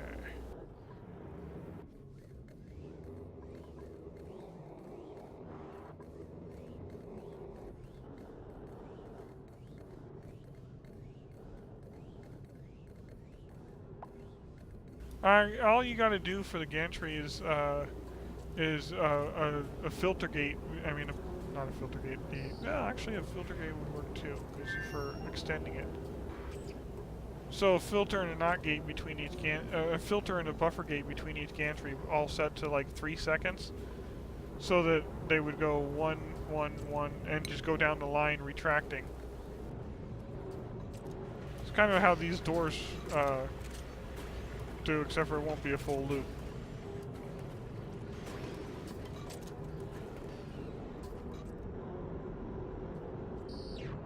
And then actually you can loop it back up, because after you hit the last one, you send the signal back up to the capsule saying, "Go ahead and launch."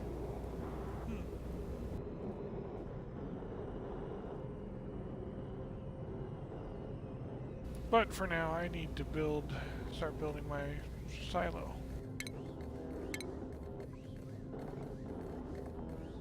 And since it takes a lot of materials, we're going to start just by going up 2.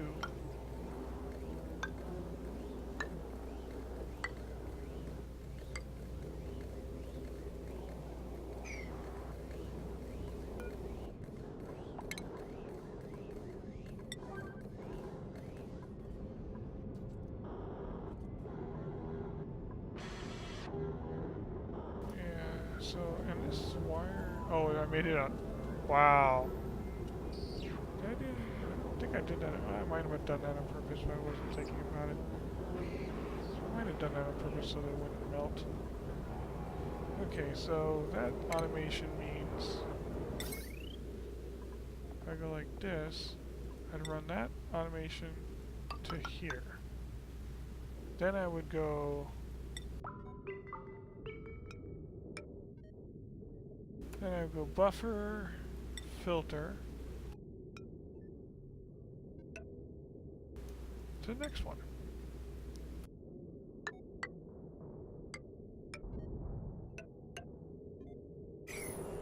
Just like that. You just go all the way down the line.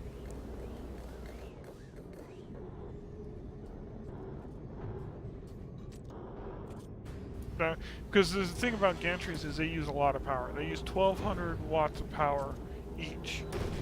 But if they're not all opening and closing at the exact same time, then you're not going to overload the circuit. So just sequence them one at a time.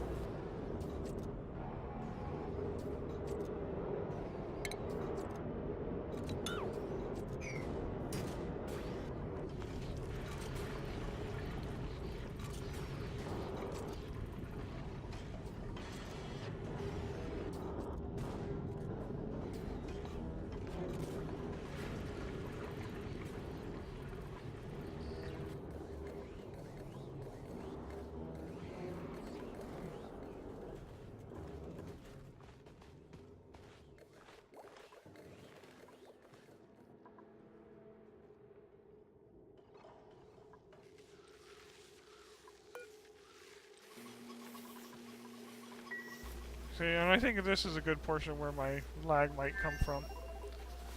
The sheer number of shine bugs.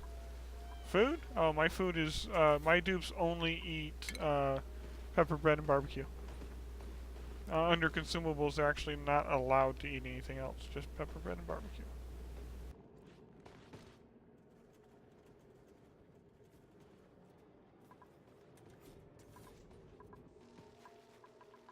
Which is, of course, why if I look at the vitals window, 46, 37, 38, 34, 35, 37, 37, and that's without any decor, and they don't even have good beds. They're using cots. Hell, a couple of my dupes are in cots that aren't even in rooms. My Sleetweed farm. Right here. If you don't dig up those sleetweed and just let it grow. It doesn't require dirt, it doesn't require water, and it grows plenty fast enough in the wild. So my sleetweed farm, I found a decent sized ice biome that was surrounded by abyssalite. I liquid locked with insulated tiles the entrance so that nothing gets in there. pumped in some carbon dioxide to make sure it stays pressurized and cold, and to get the hydrogen compressed into a corner so it wouldn't be screwing with my growing. And voila, Fleetwheat farm. Same with pincher peppernut. I don't have pincher peppernut farm anywhere. Don't need one. I just don't dig up pincher peppernut. See, there's pincher peppernut growing. I just left it everywhere it was growing. And see, it's right in the middle of all my stuff. I don't have a pincher peppernut farm. Have I ever made pincher peppernut farms? Yeah, my previous base had a huge pincher peppernut farm. And I eventually had so much pincher peppernut I was intentionally composting it because it was filling all my refrigerators. So that's my pincher peppernut farm, just random pincher peppernut all over the place, and the sleet wheat.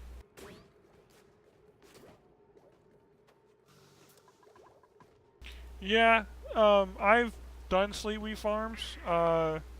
Normally when I'm trying to do a sleet wheat farm, I'll just go into a cold biome and throw up some extra potted planter pots. I don't even bother with an actual farm. 2 colonies back I had a huge sleet wheat farm too. Man, it's such a pain to keep the water at the right temperature and all that stuff to keep it from, or it was. Now that you got that supercoolant, it'd probably be pretty damn easy actually. Come to think of it, probably be pretty damn easy now. Wow, didn't even think about that. On this game though, I haven't needed a sleet wheat farm because this is my main sleet wheat farm, but there is other ice biomes in my area. This is a pretty nice sized one, as you can see. There are other ice biomes. I missed some wolframite.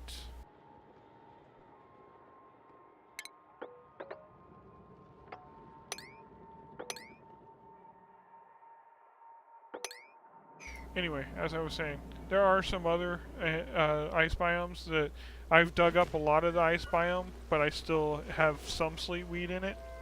And this one's crazy. When I saw this ice biome, I couldn't believe this thing. Wow, it did not want to let me go into screenshot mode. I hit that like 6 times. Look at that one.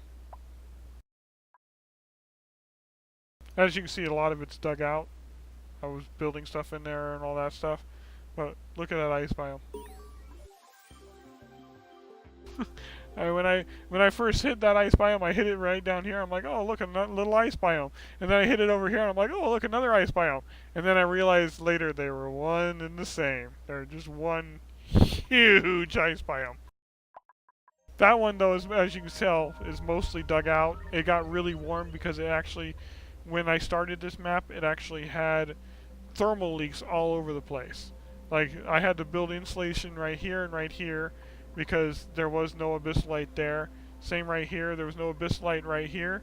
And so when I first got down into this ice biome, it was already melted. This whole area was already melted because there was no abyssalite right here. And my oil biome was at 180 degrees because there was no abyssalite right here. There was no abyssalite right here, so I had to cut. So my whole oil biome was like 130 degrees, 140 degrees. So I had to insulate that, cut that off, because the magma was superheating everything. So I had some thermal leaks that were causing a problem. If you're trying to grow sleet wheat and you're not using the ice biome for something else, then I would recommend, yeah, try to seal it. Make sure there's like one way in and all the abyssalites around to make sure it stays cold. And dig up as minimal as you can. As you can see, there's a winding path that my dupes can take. They can actually get all the way to the top here, and I have 1 ladder. Well, technically 2. They don't need this ladder. They can actually come up here and jump across, but. So my dupes can get all the way up here, and I don't have ladders in there to heat it up, because ladders, of course, when you build them, have some temperature to them, then you're going to heat up the area a little bit. not much, not enough that matters really. But ice, if you don't want your ice biomes and other biomes to be have a temperature problems, then they should be isolated. And Abyssalite is a perfect insulator, but like this whole area was melting because it was attached to my oil biome without Abyssalite. And then my oil biome was superheated because it was attached to the magma without Abyssalite. So that was unfortunate on my part, but I mean I didn't choose a seed or anything. I just hit survival start. This is what I got.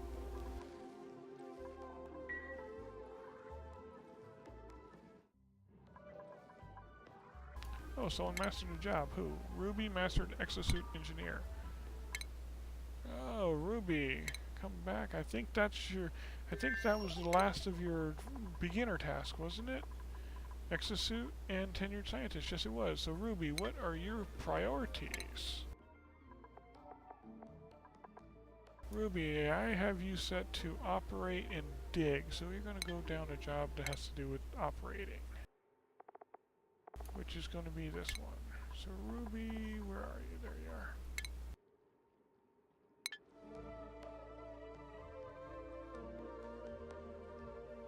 Oh, the transit tubes? Only when a dupe uses it. And actually what it is that it's not even when a dupe uses it. Gotta find one that's not covered. Okay, that one's got shit on it. Let me find it. This one works. Okay, this one's not. See these lines right here? That's how many charges it has. These lines over here. It can actually launch 4 dupes on a single charge before it needs to be recharged. It only draws power while it's charging. Which means, right now it's not drawing any power because it's fully charged. As soon as the dupe uses it, it'll start drawing power until it's fully charged again. Think of it as its own battery. But unfortunately, unlike a battery, it actually counts as a draw on your line. Coming out of tubes does not use power. And also you don't need check the accesses at all your exits. So you'll probably notice there's an exit right here on if my dupes need to come down here for something, they can actually come up the tube and pop out there. They don't need to go to a transit tube access. So it's a good idea when you're building a transit tube system to just along the tube just have random exit points just in case it's where they need to go. So like this one right here is actually an exit that will take them to my Sleepweed farm if they need to. But well, he just went to picking up something right there. So it's a good idea when you're building transit tubes, just random exits all along the tube. There might be where a dupe needs to go. You never can tell. So, but yeah, they only draw power when they're charging. That's another thing. I do my power systems a heck of a lot different than other people. I've explained my power systems to a couple people, and I know a couple people started using my system, the same system as me. I won't call it my system because someone else is probably doing it as well. I mean, I'm not going to say I'm the unique and I'm the only person who came up with this. No, I'm sure there's other people doing it this way too. But basically, my power system is a single power line. And when I say a single power line, if I mouse over this heavy wire here, you will see it flash in my entire colony. It's flashing down. It's flashing down below. This one white line is my entire power line for my entire colony. It runs everything. And the way I can get away with that, without it overheating or overdrawing, is because currently. The max wattage is 2,000 kilowatt or 20 kilowatts. So to avoid, but no, that's the thing. You got to use the little one. So you see, I still got plenty of little wires everywhere. But the thing about it is, if you want all your power generators on the same line, and then everything else draws off of that line. And the way to avoid an overdraw. Because, see, my circuit says 4 kilowatts out of 20. The highest I've seen that get is 14 kilowatts. Even though everything in my entire colony is attached to this line, I don't get overdraw. And the reason I don't get overdraw is because a transformer that is turned off by an automation grid, by an automation wire, does not count as a load on a circuit. So everywhere I need power, I have 2 transformers. This is because I use 2,000 watts, and I like the small transformers instead of using large transformers. If you want to use a large transformer, more power to you, but it's going to draw 4,000. It's going to count as a 4,000 watt load, which could potentially be a problem. Because if they're counting 4 of them, 5 of them kick on at once, and you're done. You're already hit the max. But anyway, I draw 2 transformers attached to a small battery. Smart battery set to come on at 50 and turn off at 99. So anytime everything that's attached to that smart battery, let me go back into my power line. Everything that's attached to that smart battery draws enough power to drain that battery. This transformer only hit. Yeah, the small ones only output 1K, and since these lines can max at 2K, I normally put 2 small ones on it, so it can fill the line faster. I mean, one will actually work, but you run the risk of not powering enough into the line and having this particular circuit go dead. But basically, every time this battery gets low, it kicks this on, and to recharge the battery, and it only counts as a power draw on my main circuit while it's charging that battery. As soon as it's done charging that battery, it's no longer a power draw on my main circuit. And as such, my main circuit never, 14. Highest 16. I did just add some stuff to my circuit, so I guess I'm not surprised that it finally hit a 16. But it's never hit a 16 before. But still, so that's still 4 kilowatts short of being overdrawn. So I don't have to worry about that line being overdrawn and damaging the line. So all my... What material they're made out of. Literally, that's the difference. If you look at the two, and decor value, of course, but who cares about well, you might. I don't use decor, but some people do. A lot of people do use decor. But heavy watt wire, the regular heavy watt wire, has the same 20 kilowatt and has a minus 25 decor, and it's made out of raw metals. The heavy conductive wire has five better decor, so it's only at minus 20, and but it's made out of refined metals. Well, refined metals are super easy to get anyway. Do not use a rock granulator or a metal refinery to get metals until you're actually really ready to use them. I didn't even build the two until I was actually trying to make steel. That's when I actually built granulators, because all you really got to do if you want refined metals is smooth hatches. They're so easy. Well, it's not just a visual thing. You gotta consider it's what they're made out of too. I mean, because late game you eventually start converting all your raw metals into refined metals, and so you don't want to build the heavy watt wire because you have so much of the refined. Oh, you should not have killed hatches. Hatches are freaking awesome. Well, they produce your coal. They can refine your metals for you. They produce meat when they die of old age. I mean, hatches. And you'll notice that if I click on one, they are not overcrowded. So they just keep reproducing and reproducing and reproducing, and yeah. But all you do to get smooth hatches is make a little ranch. This used to be my smooth hatch ranch. I converted to the stone hatches because I didn't want to feed the smooth hatches. But basically make you a little ranch and you put in some regular hatches. Not a problem. Once you got some regular hatches in there, you fill this with sedimentary rock. Just like this one, sedimentary rock. Fill it with sedimentary rock. And as soon as you start getting stone hatches, like these ones right here, you take out the regular hatches. I'll explain that in a second. To take out the regular hatches, and the reason they're not overcrowded is what I'm talking about. I'll tell you about that in a second. But you take out the regular hatches, so all you got is the stone hatches in there.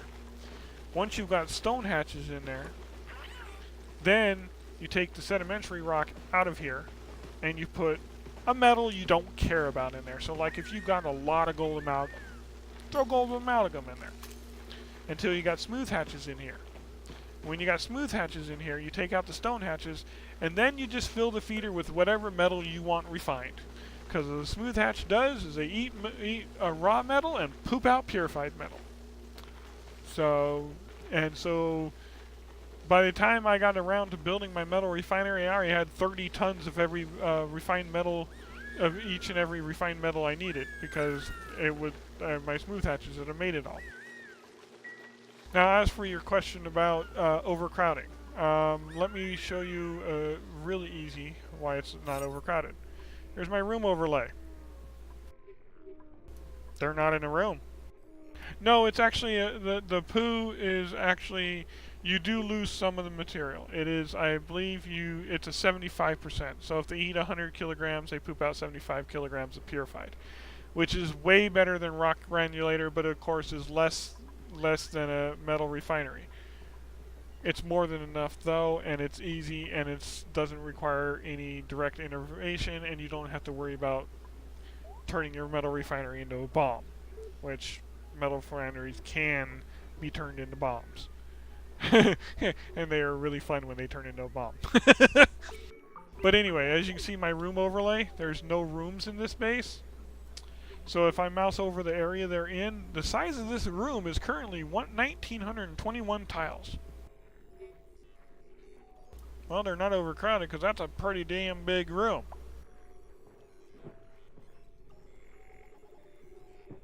And so that's why they don't end up getting overcrowded. I mean, they still show overcrowded. There's a coral one. Get out of there. Don't go in there. I don't want the coral one in there. Okay, I'm gonna wrangle. Oh, I can't wrangle.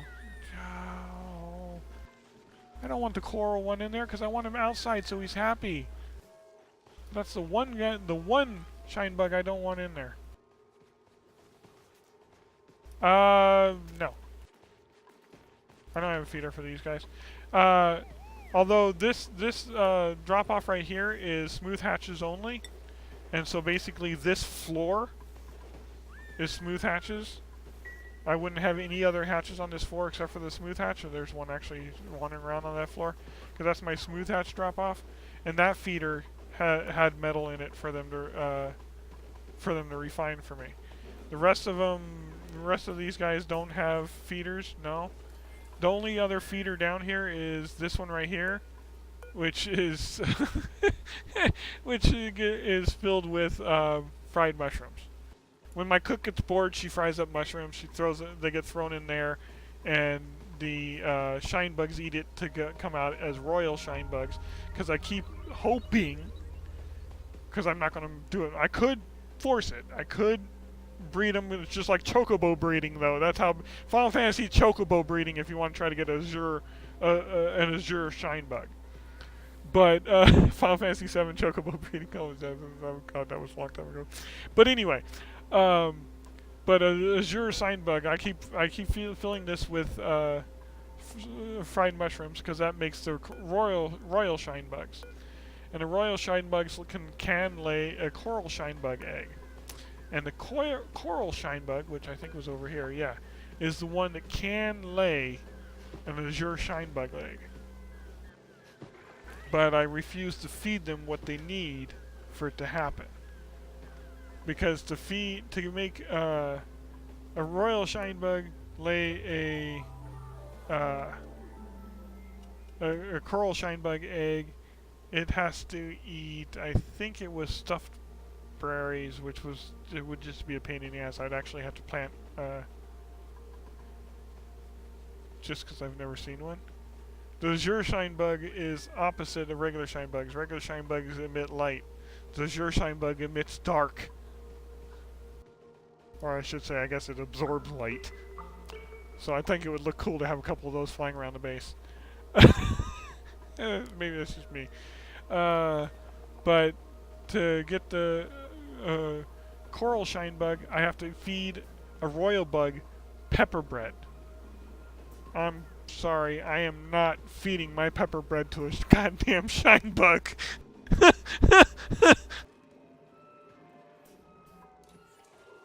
and then after you get the coral bug, it has to be fed. Where is it? Where did the coral bug go? He's still inside here? Yes, yeah, damn it. Yeah, pretty much.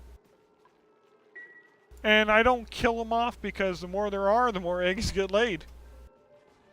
Yep, they die of old age. Yep, exactly. That's where all this barbecue come from. Things dying of old age. I don't kill anything. I just let it die of old age. And I got a lot more than just hatches. I got the shine bugs, which of course don't do anything when they die. I got freaking Drekos. I think there's a smooth Dreco running around in there somewhere too. Yep, there's one. I mean, yeah. Well, no. Yeah, they lay normally one egg each. But yeah. It keeps the population growing though, because the reason the population keeps growing, because when they lay an egg, I can always go, oh, look at that, there's going to be another one coming even faster than normal. Whatever you do, and if you're trying to get eggshells, and you don't mind really screwing up your computer, because it will screw up your computer, you can turn on a grooming station. I did this as an experiment, and I actually reverted to a previous save after I did it. But I turned on this grooming station, and my guy never left. My rancher never left the grooming station. At one point in time, I even had 4 of them over there. The rancher never left the grooming station, and they groomed every dang shine bug in here. Shine bugs, when they're groomed, lay an egg every 1.6 cycles. In a matter of 3 cycles, it was so bright in here and causing so much lag, it was like, nah, revert to previous save. That was a bad idea. But on the same note, if I wanted to, there's so many shine bugs in here that I could have put a lure right here and 2 solar panels. It takes 80 shine bugs to power a solar panel completely. And there's not 80 in here, but so it probably would have only been giving me like 200 watts each. There's two panels. That would have been 400 watts of power for free. But I didn't do that because I have a power problem. The name of the power problem is overproduction.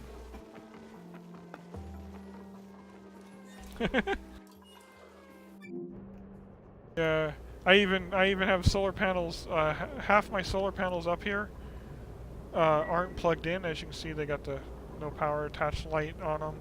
No power attached. No power attached. If I plugged them in, they would produce power, but I was having an too much power production problem. So, okay, how are my rockets doing? I've been talking. 10 cycles till that one gets back. 15 cycles till that one gets back.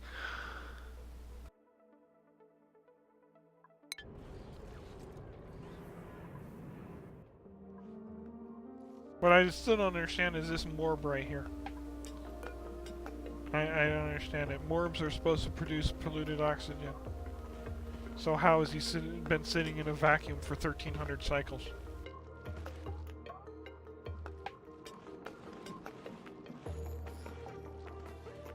I haven't figured that more about. And if I wanted more food, of course, I can go into that I can break into that room. Let me look at all the meat in there. Of course, it would be more meat if it wasn't. He's a dud. There you go. Like, morbs were supposed to produce polluted oxygen, so how... Let me double check, make sure everything's good. Yeah. Flooding. Oh, my thing's still flooded. It's still got too much water. Oh, jeez. Oh, more fish went there. That's crazy.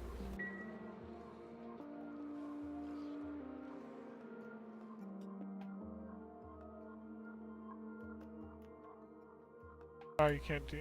It doesn't shrink the text. Darn. I can't figure out how many are there. Because it scrolls off the top bottom of my screen when I mouse over them. They all like to hang out right there. I don't know.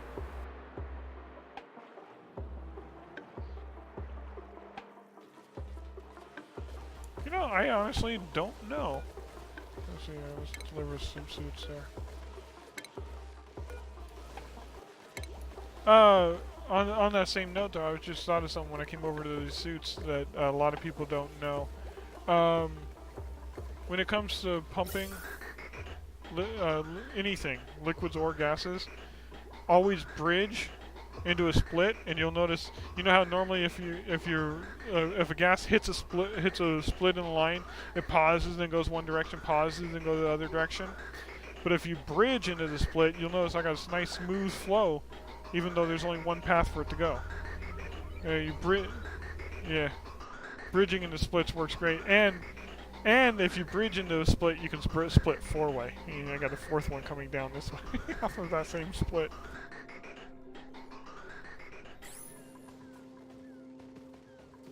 Yep, it was exactly, and it's so much faster when if you bridge in, and it works for liquid piping too.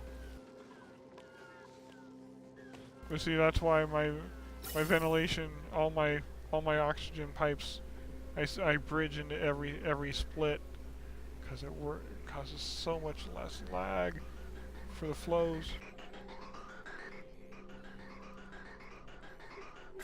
Speaking of which, I haven't looked at the temperature of my oxygen yet lately. Minus 17. Oh, it warmed up.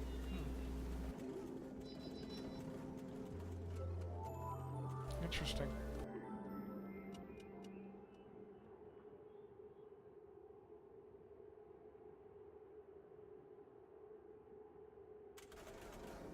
That's the oxygen that goes into my base. That's how I keep my base at a nice temperate temperature. Right, it's all green, minus my storages and stuff. But in main reason it's all green. There's not a lot of weezeworts in there. There's a couple, right next to things that produce a lot of heat, like the incubator and the kitchen. But for the most part, everything is green, and that's because the oxygen being pumped in, despite all the heat being produced in there, the oxygen being pumped in is at normally at minus 20 or 30. I'm up to minus 16, so that's a little disturbing, but not a big deal. Although, and on the same note, I got a rainbow of temperatures right here. That's not heat that got into my base. That's heat that's produced inside my base because the oxygen I pump into these suits is at 65 degrees. So that's why that's like that. But still. Speaking of which, I still got to empty this thing so I can deconstruct it. I still got 25 kilograms of oxygen in it.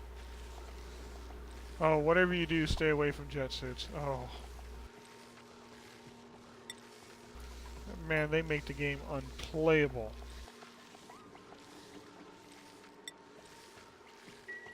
I had a line of jet suit docks here, and the dude started using them, and the game became unplayable. The lag was so bad. Minus the 29 degrees. Interesting. That's gonna freeze the liquid lock soon. Good thing that liquid lock is set to auto lock a door if it breaks. Huh.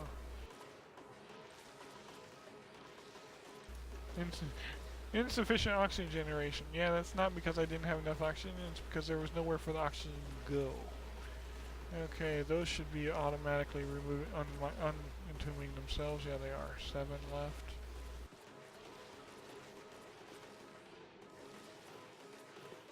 Huh, not unentombing themselves fast enough. Weird. Oh, there it goes. 6. Interesting.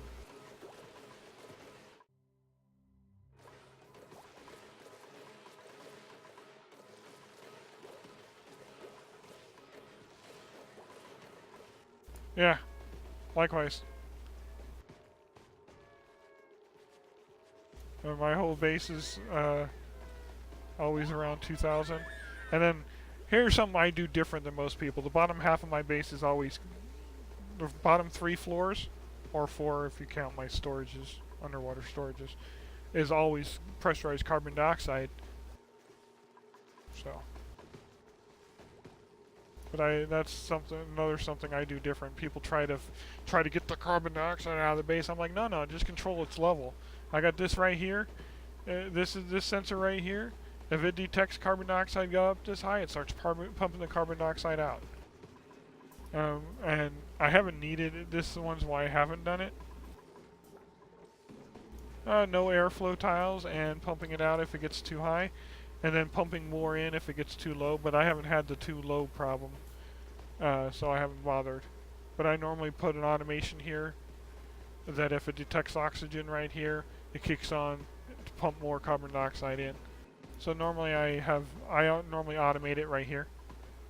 And there's no airflow tiles between these floors except for 2 that both have deodorizers above them. Because, of course, that's because this is where my mushroom... Oh, I don't. Well, it's right here. It's stored right there, and the excess is pumped into my oil biome. But the reason it's stored right here is so that if this gets low, I can pump some back in. But I normally pump all my carbon dioxide to the oil biome. But I don't have enough. It's down to 600 grams of tile in here. Damn slicksters are eating it too fast.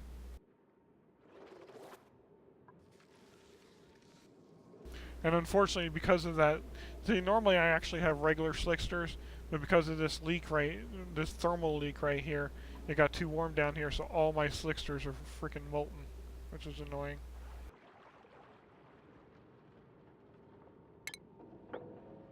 Not that it matters. I've never had an oil problem. I mean, I got oil wells, and I've never actually tapped one. I tapped one in one of my games just to say I did, but I've never needed one. I mean, look at all this oil I got, and I've never...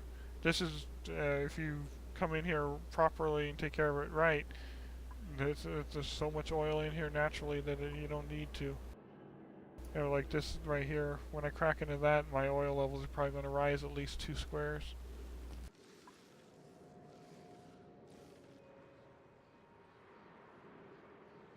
Oh, yeah, I don't normally use the fossil for steel. I mean, I did use some fossil for steel, but yeah, I'm using lime. I mean, I'm using eggshells. Still, let's see here, organic. I am down to 50 kilograms of eggshells left.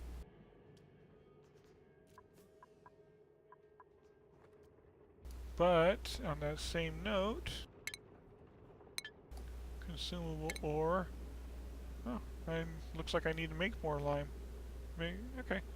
Well, eggshells is a great way to get steel. And if you really want to get eggshells really fast, the best critter to do it with is pacos. I mean, you don't need them to feed them a lot to tame them. So, like, I actually had to set 21 kilograms is all this thing could hold. So it didn't take much to tame them. But basically, you tame the pacos and they start reproducing really fast, and their eggs give a lot of eggshell when they break.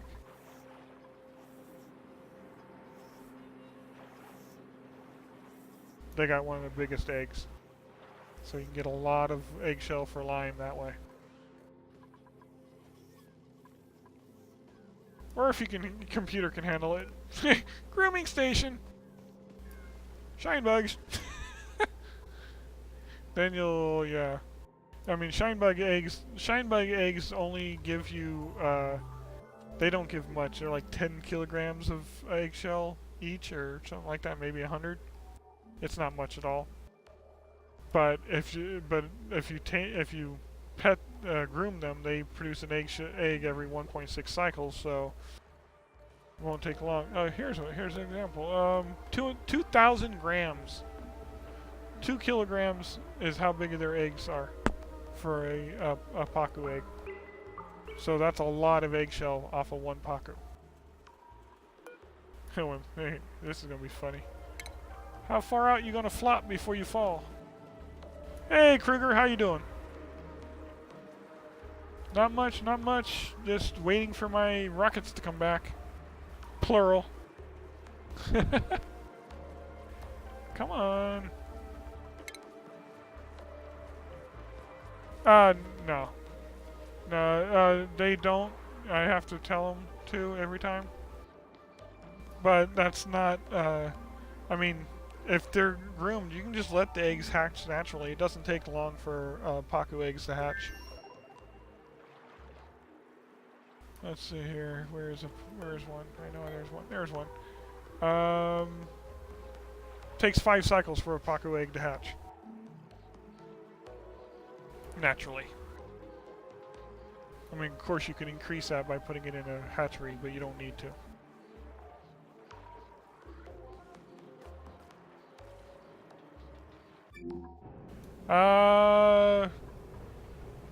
This one's petroleum, this one's liquid hydrogen. I have 2 rockets. Okay, later, Cell. Have a good one.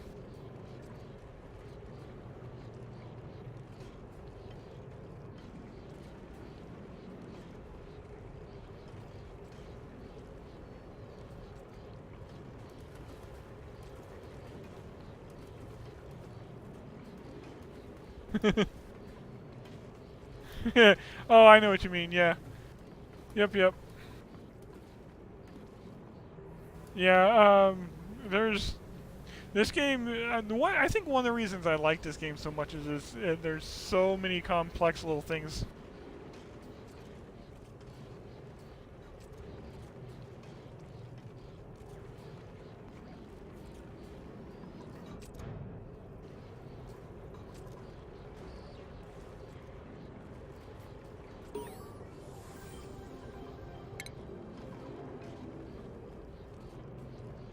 Gotcha. Yeah, senior architect, hold on. I think May's getting close to everything done. Farmhand, sous chef. Yep, getting close. Right? Okay, now that I fully understand. I streamed this game last night. Meaning Sunday night, because to me this is still Monday. I haven't gone to bed yet. But I played the game for 13 hours on Sunday.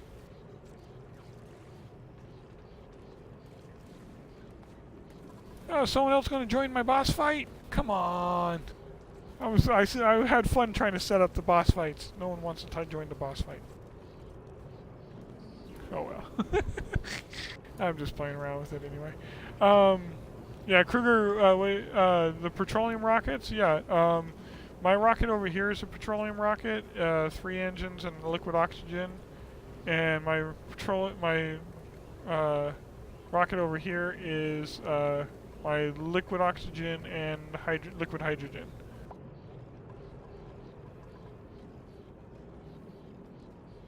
Ended up fighting all Botful. Well, that sucks. All Botful is the strongest opponent. The rest of the opponents are all critters from from oxygen not included. I was actually hoping it was going to pick one of them. I didn't figure it was going to pick all Botful. You can't beat all Botful. even I can't beat all Botful. He's too strong.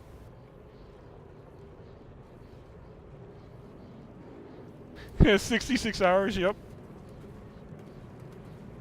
I know that one. I don't even know what my hours are in this game now. Probably over 1,000 now. I've had 5 colonies in this game. The first one, of course, was my beginner colony that I had never played the game before, and had barely even watched anyone play it, so I knew absolutely nothing about it. And I was learning as I went, and it started going south because I had a temperature problem because I didn't know I wasn't managing my temperature very well, and I think I could have saved it, but I was instead of trying to save it, I pulled a, well, I've learned a lot. Let's take everything I learned and start a new colony. And so I've done that, and every colony after that one was started a new colony because of an update to change something that I was worried about or needed something. An example of that is this colony I changed because of the way they redid all the rockets and the research tree and everything. So I waited for this update and started a new colony. When they launched first launched the rocketry update, I started a new colony there because I was worried about not having enough lime to make steel to make the rockets. So I started a new colony there. So every colony I've done, I have yet to have a colony fail on me. Now I've had some scares, but I've yet to have a colony actually fail on me yet.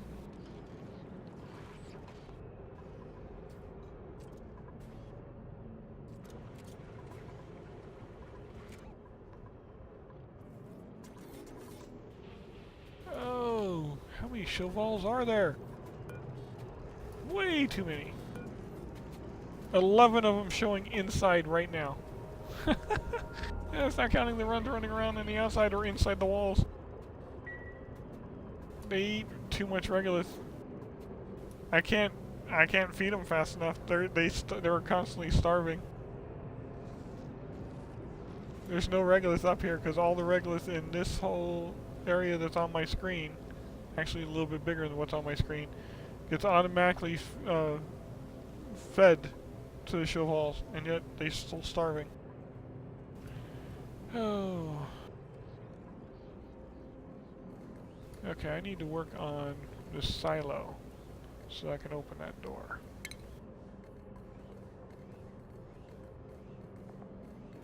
Bunker tiles. We're just gonna do an every 2 for now.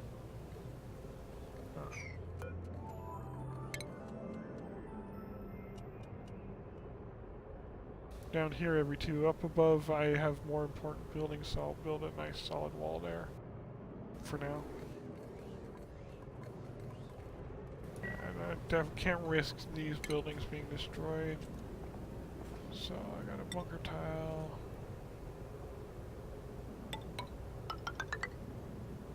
That should be fine.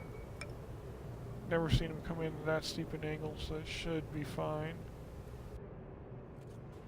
And then we're gonna go like this to protect my liquid oxygen, liquid hydrogen areas. Okay. How much steel do I have left? None. Okay, that's unfortunately. Unfortunate.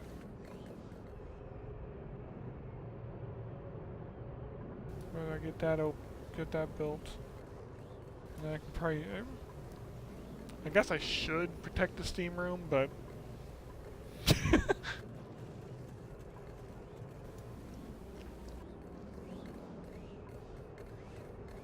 I mean, it's a gas pressurized more than liquid water can be pressurized. I got so much in there that it's ridiculous.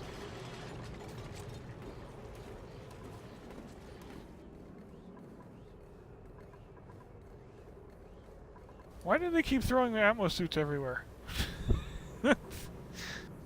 Oh, that's funny.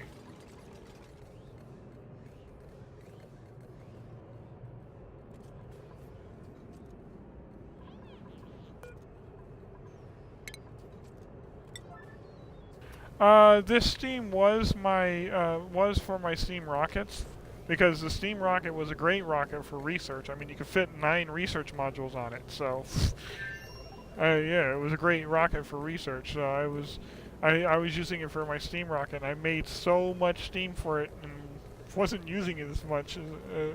So right now, only thing it's doing is getting pumped into this room right here, which is finally up to 193 degrees.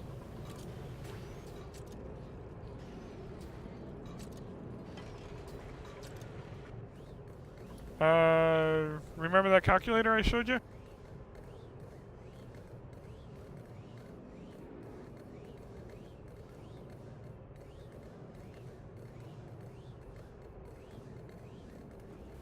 Then you probably got something wrong with it because the steam engine, if the only thing you put on it is research modules, it can hold 9.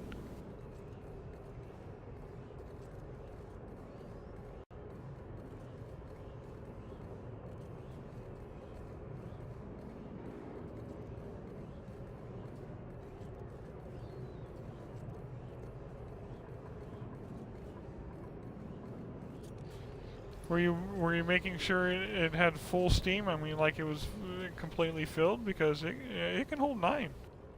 I did it.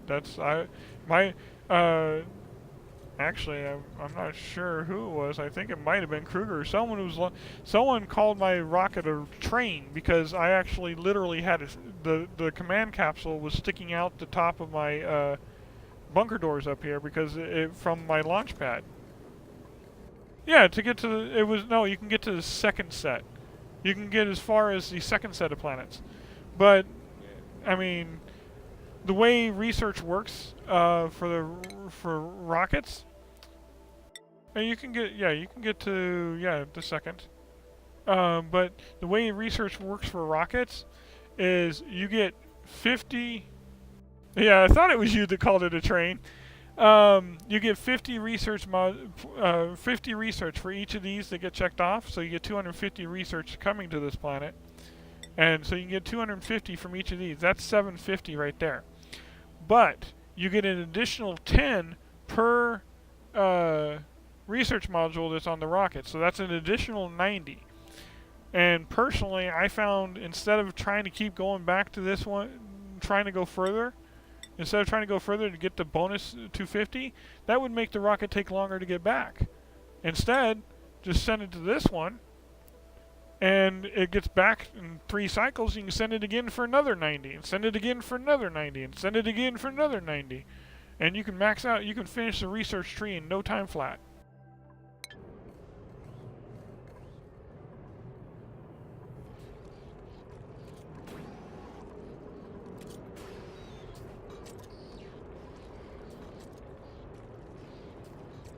Yeah, didn't you call it a train when one of my dupes tried to commit suicide by running in front of it as it was launching?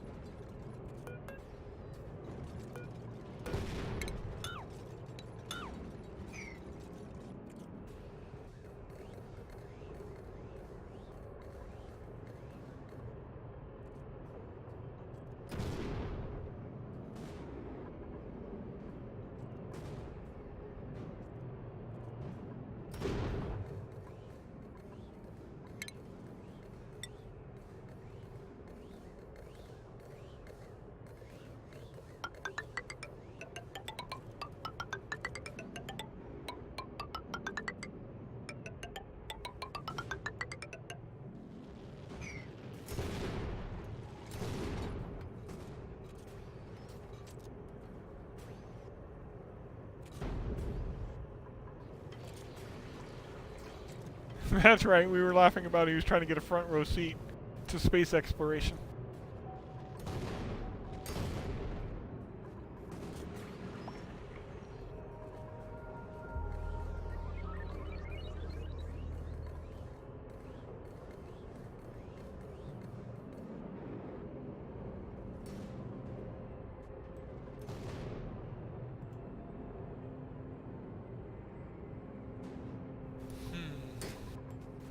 finish my automation for my space.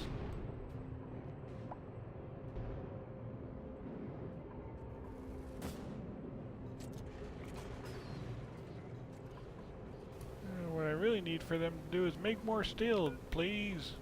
And as I say, they do. Okay.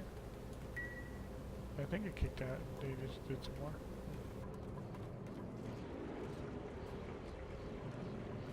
And the room is at 5 degrees still.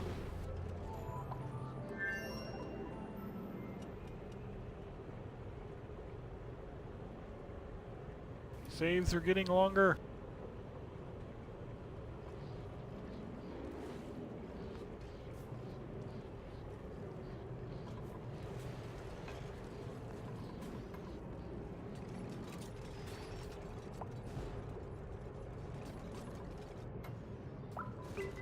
Petroleum engine automatically entombs.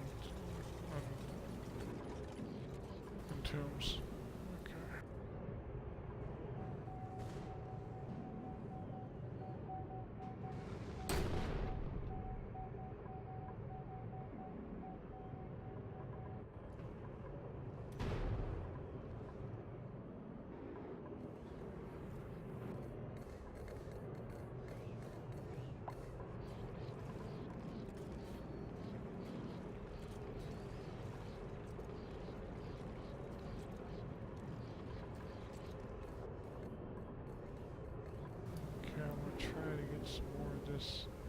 Okay, my important buildings are protected.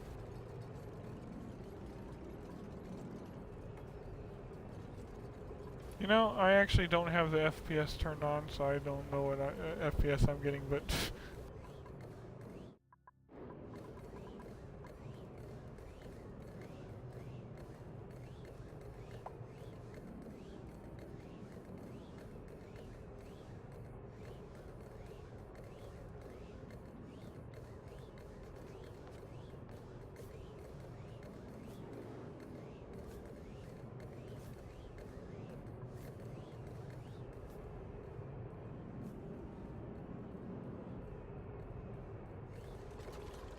oh, my liquid hydrogen, hydrogen liquefaction is actually working pretty well. Getting up there.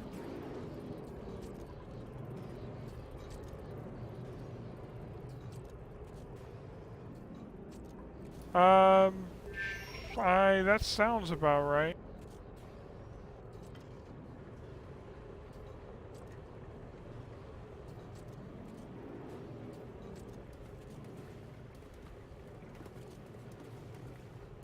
Yeah, because if you send 3 cargo, the furthest you can go is 62.9 kilometers. So, yeah, the most you can put to get out to a 70 kilometer is 3 cargo bays. Yep.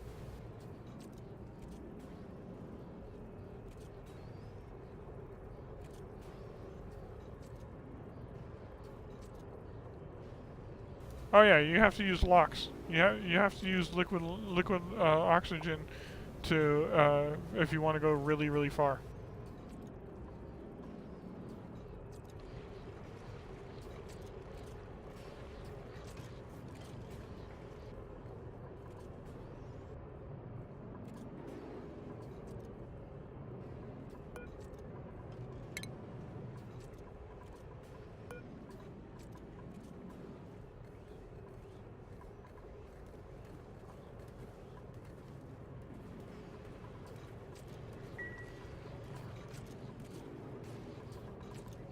Speaking of which, I can take 3 cargo bays to 60 if I want it. Ooh.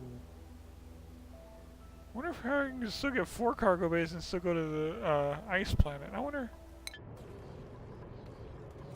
Oh, gotta go back to the shortcut and check.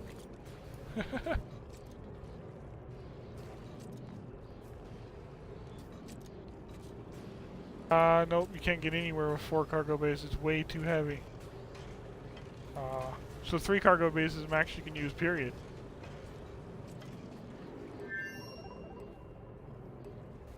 Later, Kruger. Have a good one.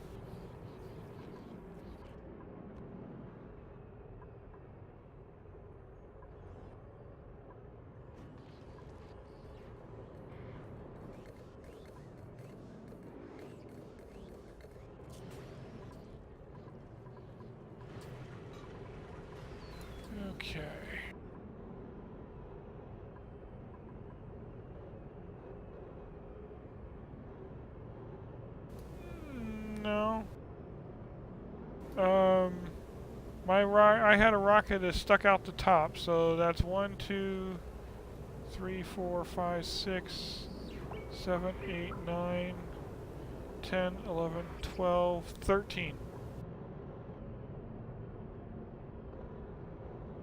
No, unfortunately not. That's why you'll see piles and piles of databanks sitting down over here, all over the place, because I can't use them after you finish the research. They have no use. Let's see here. Look at that. Look at that.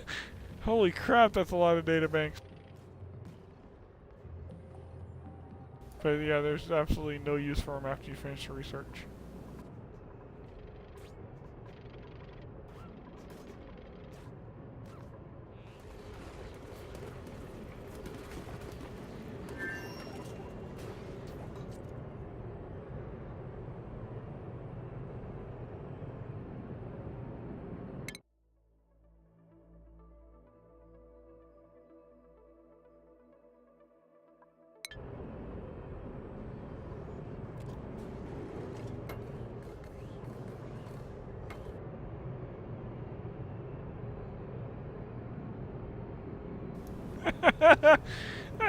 That's my fun little magma pool.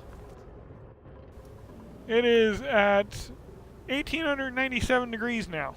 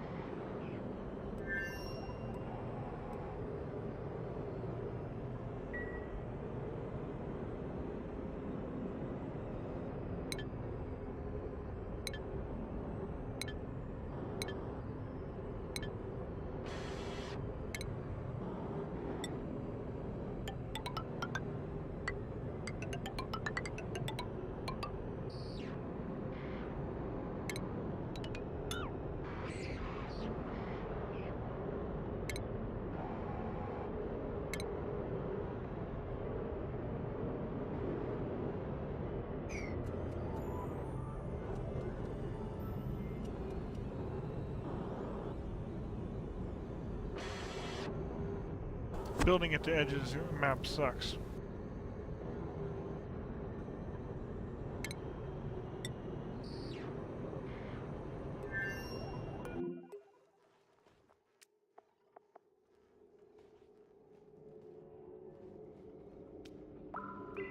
No. The only storages in my base set to store everything are these ones right here, because this is my rocket off unloader. Most of my storages are not set to store everything. Like all my thermium steel and stuff gets stored up near the top, near the surface. Although I think some of it's being stored here. And so I do mostly store stuff in specific areas. There are lots of stuff you don't want stored in your base.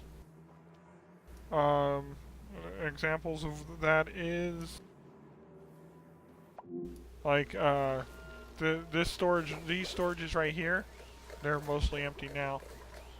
These storages right here.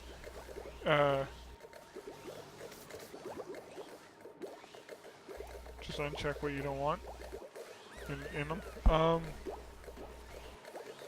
I mean, if you're talking about why is my base not filled with rubbish, well, it is. I mean, there's stuff all over the place. But if you're talking about the storages, I mean, I do have storages to store everything. There's a storage somewhere for everything, but I don't store anything. Because an example is like these storages are underwater. That is because they store bleach stone, oxalite, and basically all the stuff that emits gases, because they won't emit gas if they're underwater. So, and I also store hot stuff here too, so that's why diamond's stored down there. But like the rot piles, polluted dirt, slime, it's all stored underwater so that it doesn't emit gas. And then of course I got my this one on the end that's always empty is my wort seed storage. It's set to priority 9, so if a wart seed is ever on the ground anywhere, it's automatically picked up and put in that storage. These storages have a lot of different stuff in them, but like they don't store mafic rock or regolith because those get hot, and I'm not storing iron here either because it comes from the surface, which is also hot. So I do have storages for everything, but none of my storages is set to store everything. Like this storage only holds one thing. Methane.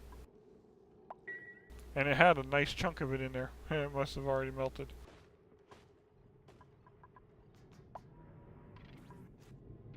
And then of course these storages right next to my metal refinery store. These two store coal, carbon, refined carbon, and lime, and this one stores iron. I mean, I have storages everywhere for anything I want to store, but I don't have any of the storages set to store everything.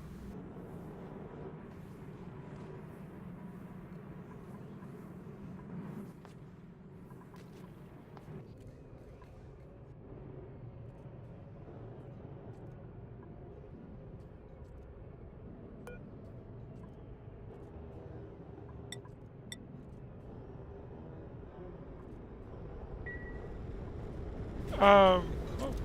Hey, hold on. Gotta get any heat? You gotta get any heat? 1900! My magma has topped the 1900 mark. And then it cooled back down. Darn it. It cooled down a lot. It's down to 1830. Oh, that's because it's spread. Haha! I got 2 pools of magma down there now.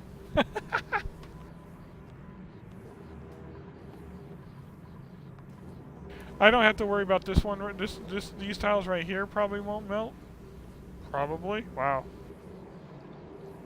And these tiles right here probably won't melt, but these, there's the chance that I'm gonna have a nice stack of magma right there.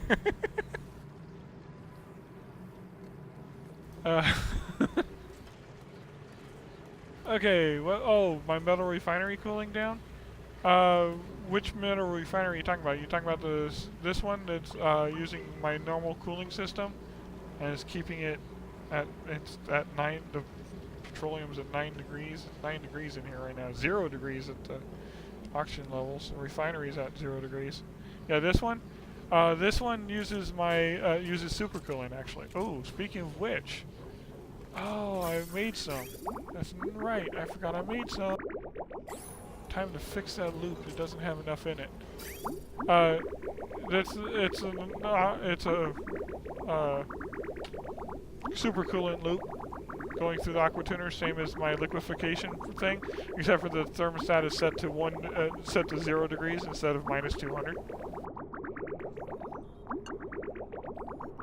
I gotta pump some more supercoolant into this system. I ran out before I was done filling the system. And that should be enough.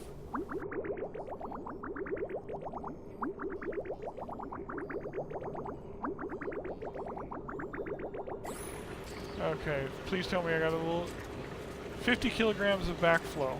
Perfect. That should be all I need. Stabilizing. Nice. Very nice, very nice.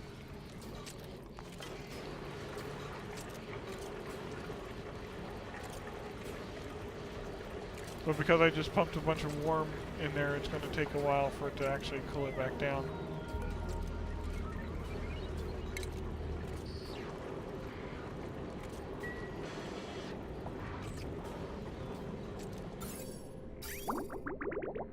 Now that I got enough in there, I can deconstruct this pipe.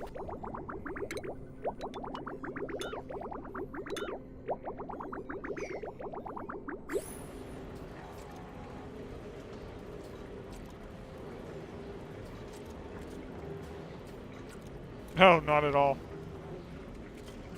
Not at all. I mean, because this thing knocks 14 degrees off a loop. I don't have a lot. The loop's not really long. Basically, I did wait for the loop to reach the right temperature before I turned on the oxygen pump to pump the oxygen in. Or I should say I opened the valve because it's a shut off right there.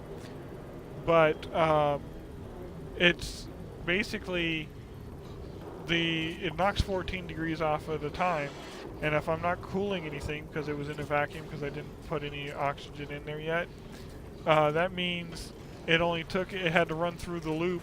That would be 12 times to get to the right temperature, and it's not a really big loop, so it doesn't. I mean, that takes less than a cycle for it to make 12 circles of that system. So yeah, it did not take long to cool it down at all.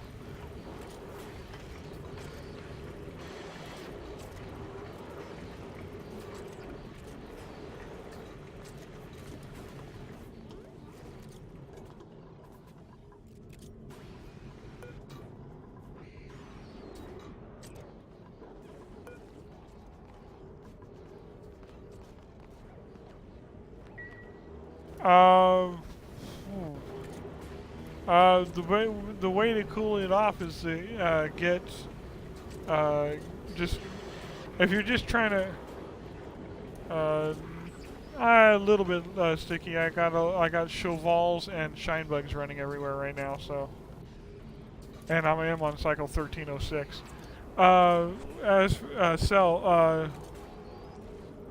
There's another. If you're not using turbines to cool it, then another way would be to submerge it in something else to absorb off the liquid, or absorb off the heat. One way of doing it, and this is a way that works really well, is get a pool of polluted water, and or actually don't even need a pool of it, a permanent pool. And what you do is you pump the polluted water in, and you keep pumping it in until it gets warm, until it gets really warm, like 80 degrees or something like that. And as soon as it hits 80 degrees, you pump it out into a sieve, and it'll come back out at 40 degrees, and then you go use it for something. Pump it in a loop, pump it into something else to maybe your bathrooms or something like that. Something that's going to turn it back into polluted water, and then you pump it right back into the cooler, onto your aqua tuner, so it starts warming up again. And so you can do. There's lots of ways to do that. I mean, another option is oil. A lot of people like to put their aqua tuners in oil, and then when the oil gets hot enough, pump it into a petroleum refinery to get rid of the heat. And then on the same note, you can do the same thing. Use petroleum. It gets hot enough, starts getting too hot, pump it into an oil, petroleum generator. Yeah, pretty much. Actually, if you're going to submerge it in a liquid, you probably want to use a thermal sensor in the liquid, not actually in the pipe to it, unless you're doing unless you're circulating it.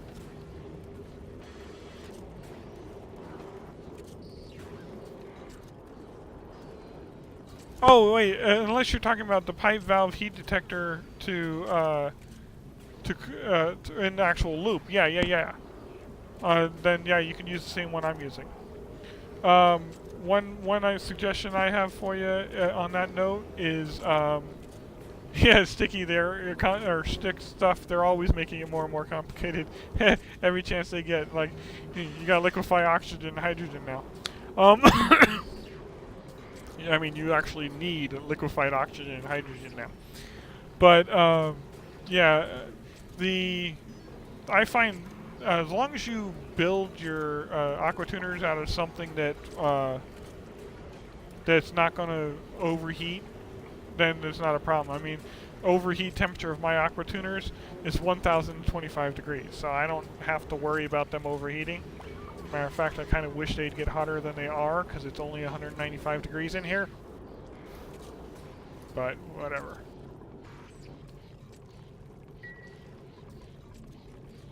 Oh, I want to launch that rocket, but it's... Nope.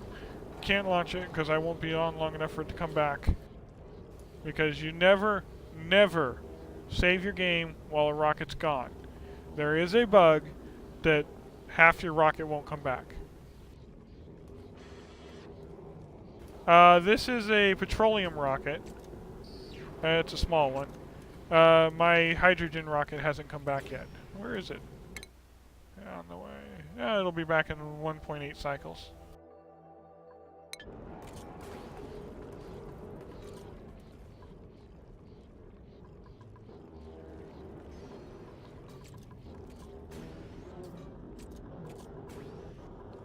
Oh, the rockets? Actually, the rockets aren't all that bad.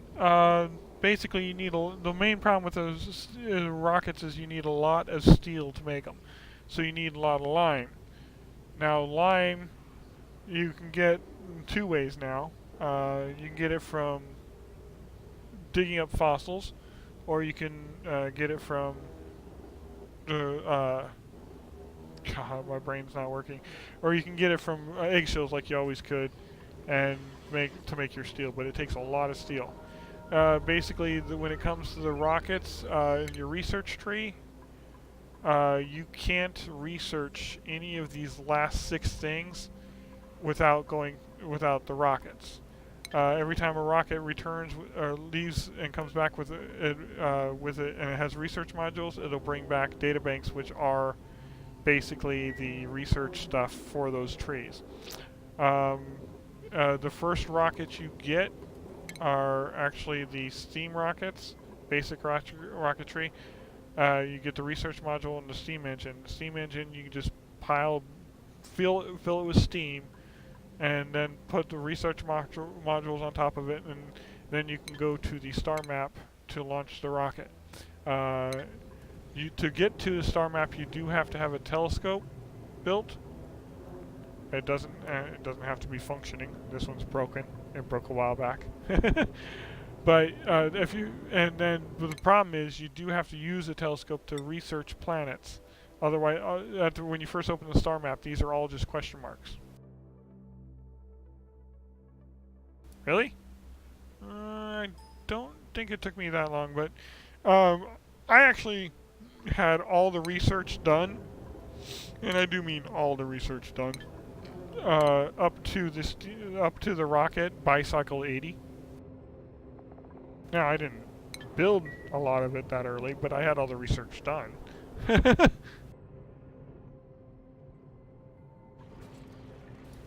And then the rockets, when you're building them, stick just one piece on top of another. I'd recommend. Hold on. Saves take forever. No, I understand that, Sal. You've already mentioned that. And, the fact that you made it to cycle 750 on your first run means you're doing pretty damn good, man. Honestly, a lot of people don't make it that far on their first run.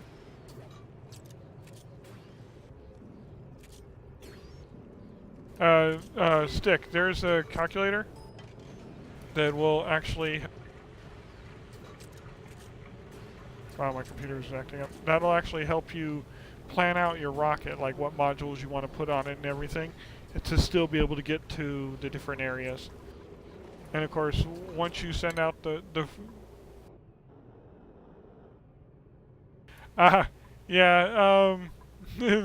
Slime Lung is actually, once you know about it, it's easy to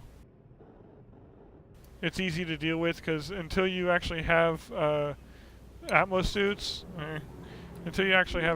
all you got to do is make sure you have a door going to a Slime Lung area, and then watch the immune system. And if you see someone's immune system drop to 85%, don't let it drop any lower than 85, because when it comes to Slime Lung, if they're already at 85%, then they're already got enough to get Slime Lung in them to get sick. So when they drop to 85%, you just use the door and say, hey, you're not allowed to go out anymore. Right? Yeah. Yeah, I had a couple cases of Slime Lung when in my first game too. I learned really fast to avoid the slime lung, and that's where I started using the door trick. In my first game, I was like, wait, can't I use a door to stop them from going there? And I looked, and sure enough, I could. I was like, oh. So, and trial and error is what got me to the 85% immune system number.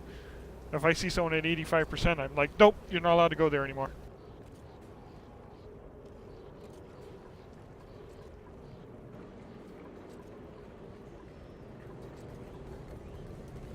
Okay, I need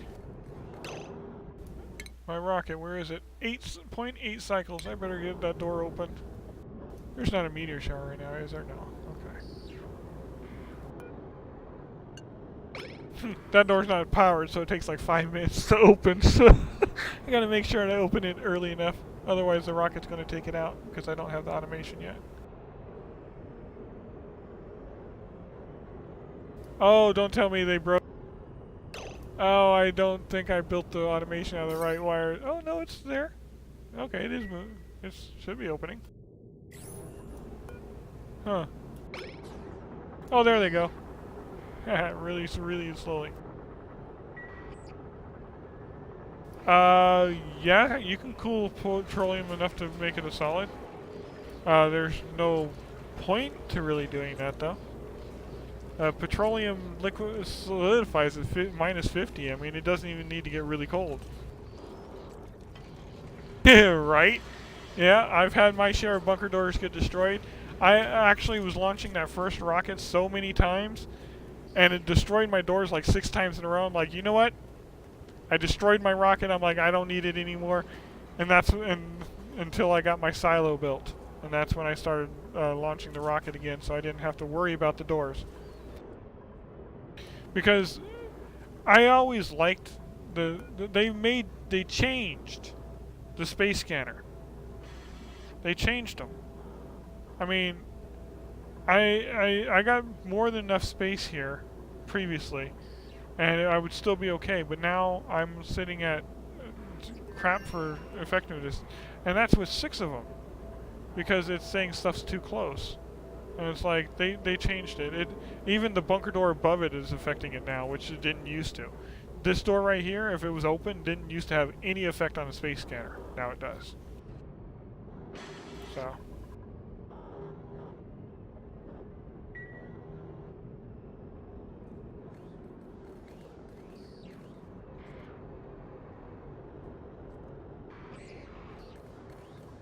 Okay. That Regulus is going to fall in here. How far away is it now? 0.2 cycles. Yeah, those doors ain't going to get open in time.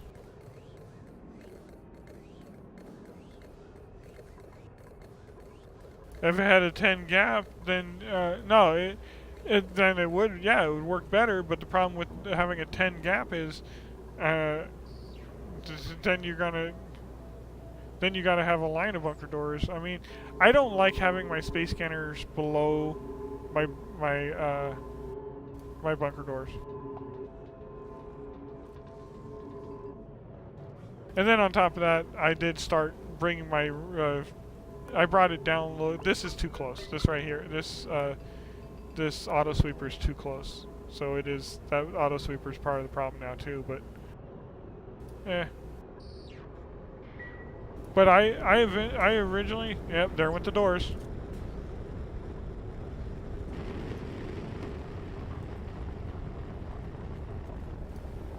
Oh, phosphorus gas. Haha. Wow, look at that phosphorus gas. That's funny.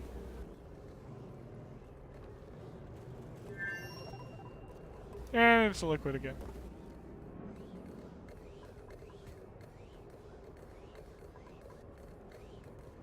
And my bunker doors went bye-bye.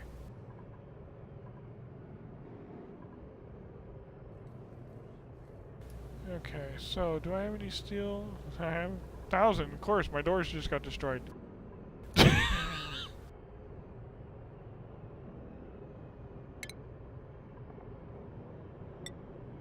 That's okay. I just go like this. Not right there.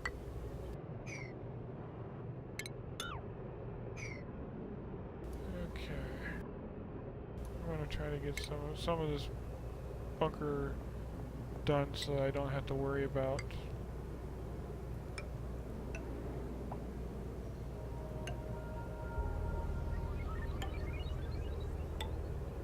closing those doors, rebuilding that.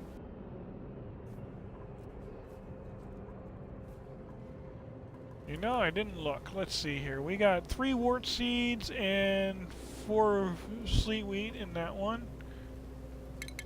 Okay, we'll just drop that. Let me pick it up, actually. Ooh! and that comes back a vacillator recharge. Nice, a facilitator, whatever. I gotta fry someone's brain! Let's see here. If it'll let me select on it. Yeah, there we go. Sweep it with a 9. Pretty sure I already have it set. Okay. And let's see what I got out of this one. I got me some ice. Yeah, that's not going to last very long.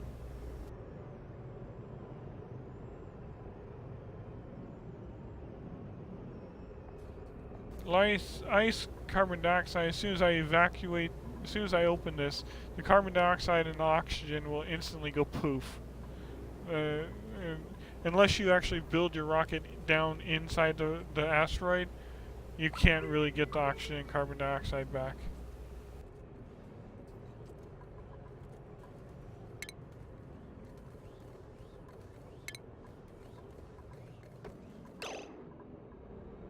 Okay.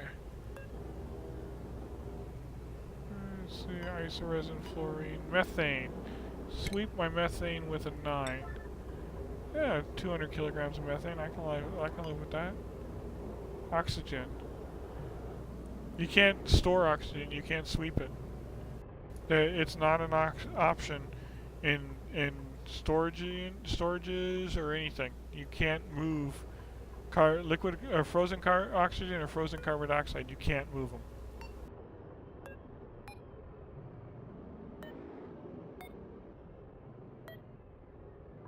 So yeah, I got some more wart seeds at least. Speaking of which, how's my... Yeah, there we go. Let's plant a couple of them.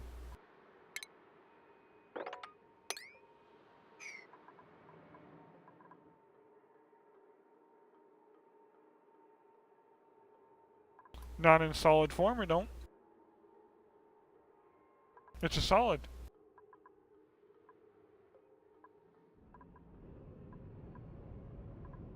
This isn't like a canister of oxygen. This is literally solid oxygen at minus 240 degrees.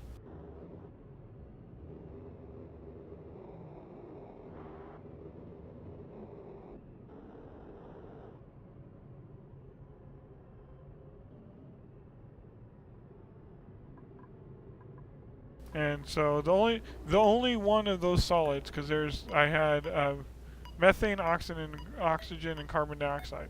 The only one of those that can be put into a storage container is the methane. The carbon dioxide and oxygen, you can't. So hopefully they fix that. Hopefully you can will actually be able to sweep the carbon dioxide and all that. But right now you can't.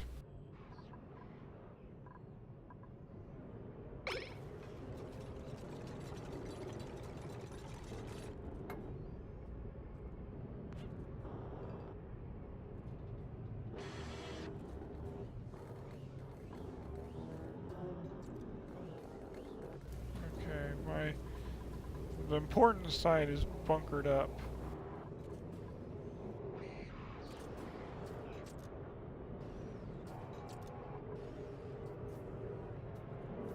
But still, I mean, if a meteor came in here and destroyed this room right here, I wouldn't even be upset.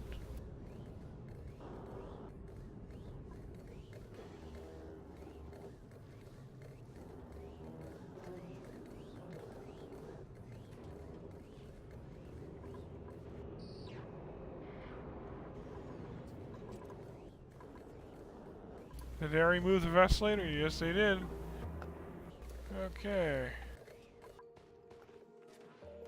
This is the one set to recharge. Oh, I didn't set it to recharge. Oh, shoot.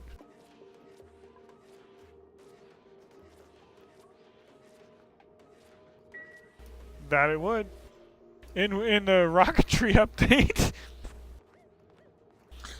Well, you know how you've noticed that I don't care about the temperature or anything outside my base here. In the rocketry update to my previous base, literally, if this was my previous base, this right here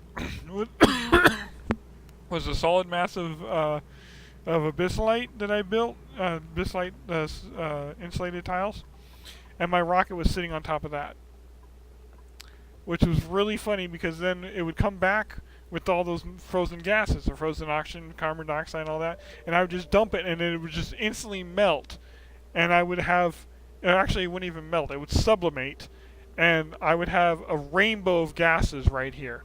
I mean, every type of gas you could have, there was even some sour gas up here.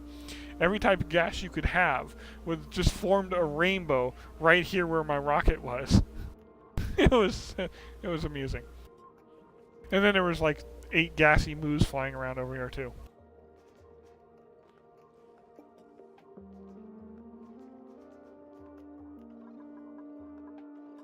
But the problem is the exhaust from a rocket is over 1,000 degrees. So if you don't have it in space, all those gases end up superheating everything in the area.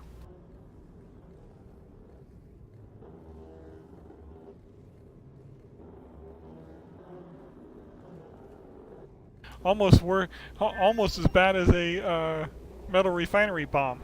Metal refinery bombs are funny. I don't know if you've ever done a metal refinery bomb. But if you want to end your base really fast, a metal refinery bomb will do it.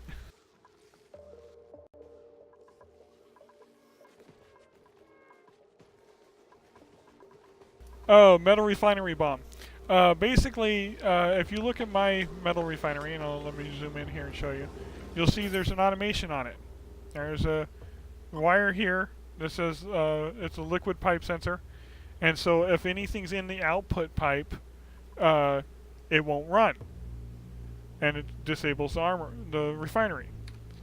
The reason you do that is because if you have dupes with tinkering, they'll finish one job, and before the refinery's done outputting the wastewater, they can finish a second one, which will superheat the water that's still in there. And then when it goes to output, it'll break the very first pipe. Funny thing about a metal refinery, it'll still work with that broken pipe, which means you can keep using it, not even realizing it. And in my previous base, I actually ended up building a abyssite wall, because this is back when you could build abyssite. Built an abyssite wall all around the metal refinery and walked away from it. Because when everything around it started heating up, I'm like, what's going on? I clicked on my metal refinery and I looked over here, and it literally said that it had 35 tons of water in it at 690 degrees. And I had to reload my save because when I first saw that, I'm like, oh shit, I got it broke, and it's really, so I just dismantled it. I deconstructed it. Instantly, there's 600 degree water steam in the entire map. It just out there, everything's melting, and it was, yeah, metal refinery bomb.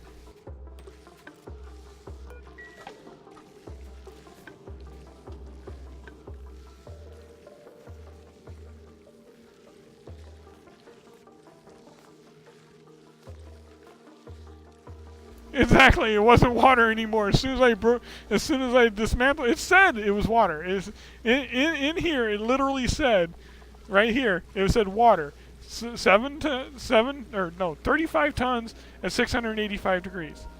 As soon as I dismantled it, it won't water anymore. It will steam. And everything in the base was overheated and melting, and it was just gone. It like that metal refinery bomb. That's how you make a metal refinery bomb. Of course, if you're trying to make steam and you don't mind messing with stuff, if you don't mind steam and messing with stuff, yeah, I intentionally made a metal refinery bomb right there. That's how I have so much steam right there. But I didn't let it get to bomb levels. Every time it would get up to 300 degrees, I would hit the empty storage button, and poof, the room would fill with 300 degree steam, and then I'd start using it again. and, and so I was like, I would make 5 pieces of steel, then empty storage, then 5 pieces of steel, then empty storage, and 5 pieces, and that's how I was making my steel and my steam for my steam engine.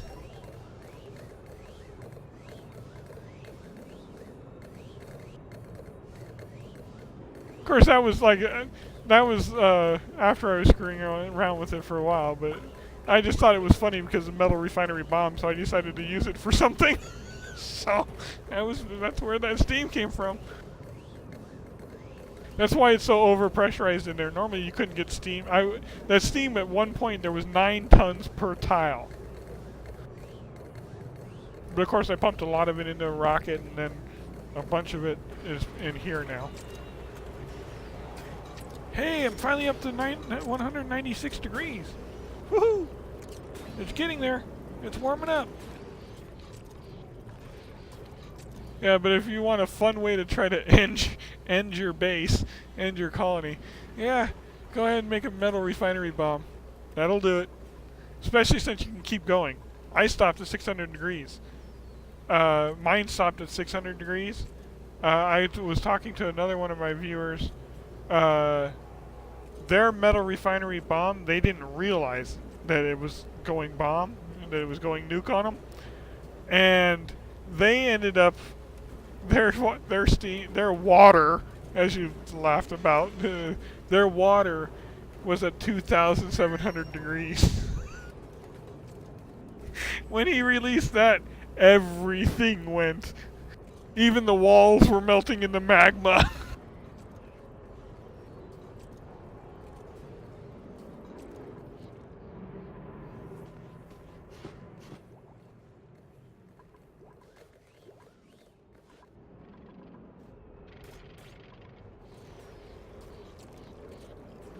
Oh, well, I hate to call it, but unfortunately, it is 6 a.m. in my area, which is my normal bedtime. I do work the night shift, so I normally go to bed at 6 a.m., wake up at noon, get everything ready for the day. So, as such, I do have to call it a night. I want to try one more boss fight.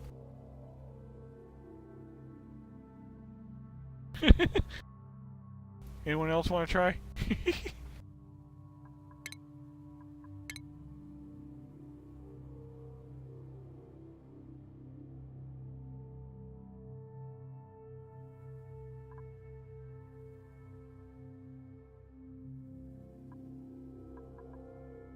I thought it was kind of funny that there's multiple bosses set up for that fight, but it was kind of funny that it picked the one boss that's intentionally unbeatable. It was supposed to be amusing. It was supposed to be funny.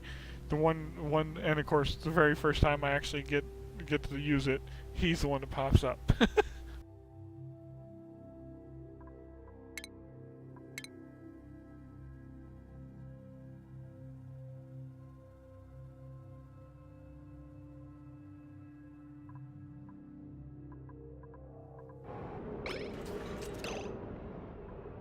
Yeah, so next time, on the next stream, I'll probably be working on finishing the bunker tiles and then working on my power for this area. Once the power is done, I'll work on space scanner automation, or some more space scanners.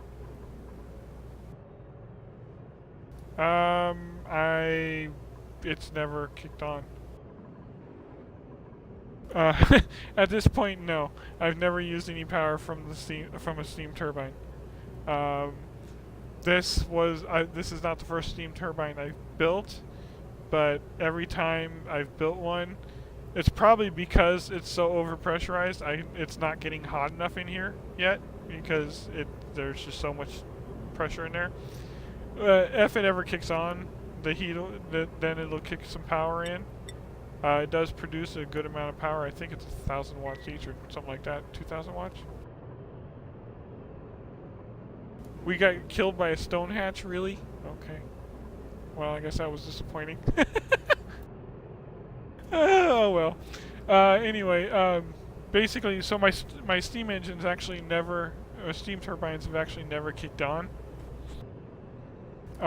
Which is, I don't use, I mean, I try not to use, power, because, that's why most of my solar panels aren't connected, because I was producing too much power. And the reason was, before I was liquefying oxygen, liquefying hydrogen. Before I was liquefying the hydrogen, I had to find a way to get rid of it. And so, the only way to get rid of hydrogen was the hydrogen generators. So, my base for the first, until I would liquefied it, so I would probably say for the first 1,100 cycles, most of my power came from hydrogen generators. Because an oxygen plant produces more than enough hydrogen to power hydrogen generators, so for the longest time my base was running on hydrogen generators. With, of course, my base is multiple layers of power. So the hydrogen generators kick on at when my power gets, this one kicks on at 38, but most of them kick on at 70, and then these kick on at 40. My natural gas ones kick on at 40. If my power gets below 40, then if it gets down to 10, my petroleum generator kicks on. And then if it gets even lower than that, if it gets down to 0, actually no, this one's set to 10 too, then my carbon dioxide plant kicks on. And yes, I did just say carbon dioxide plant, because the reason this thing's down here was to produce carbon dioxide for the hatches. No other reason. It produces a little bit of power, whatever. That's the one and only power plant room I actually have in my base, I think. Yeah, power plant room.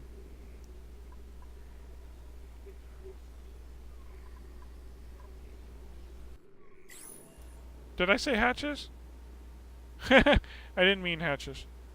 I meant slicksters. Slicksters eat CO2.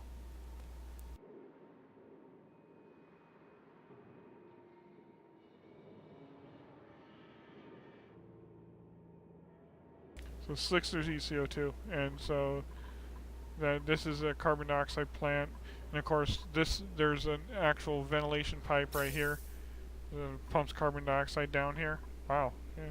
Why is that? Oh, that's where I broke off for some pumps or something, and I'll never fix it. Who cares? But I have one long carbon dioxide pipe that runs up, and all the overflow carbon dioxide from various areas of my base get pumped into that one pipe to go down to feed the slicksters. Any excess carbon dioxide past what fills these tanks that's pumped out of here also goes down there, so it's a slickster feeding. At one point in time, I was pumping all the liquids out of here. All the gases out of here so there's not much left in. There's a little bit up in the top corners, but mostly it's just carbon dioxide down here now.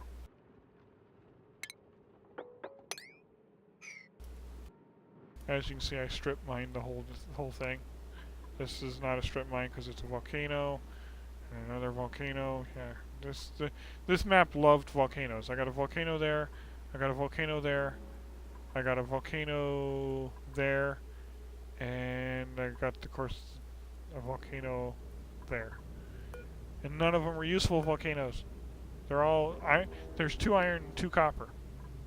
Like, I need iron or copper. If one of them was gold, that might have been useful, but I really don't need gold either. And here we go. I was going to go to bed, and I end up... Squirrel! Okay. I'm actually going to call it this time.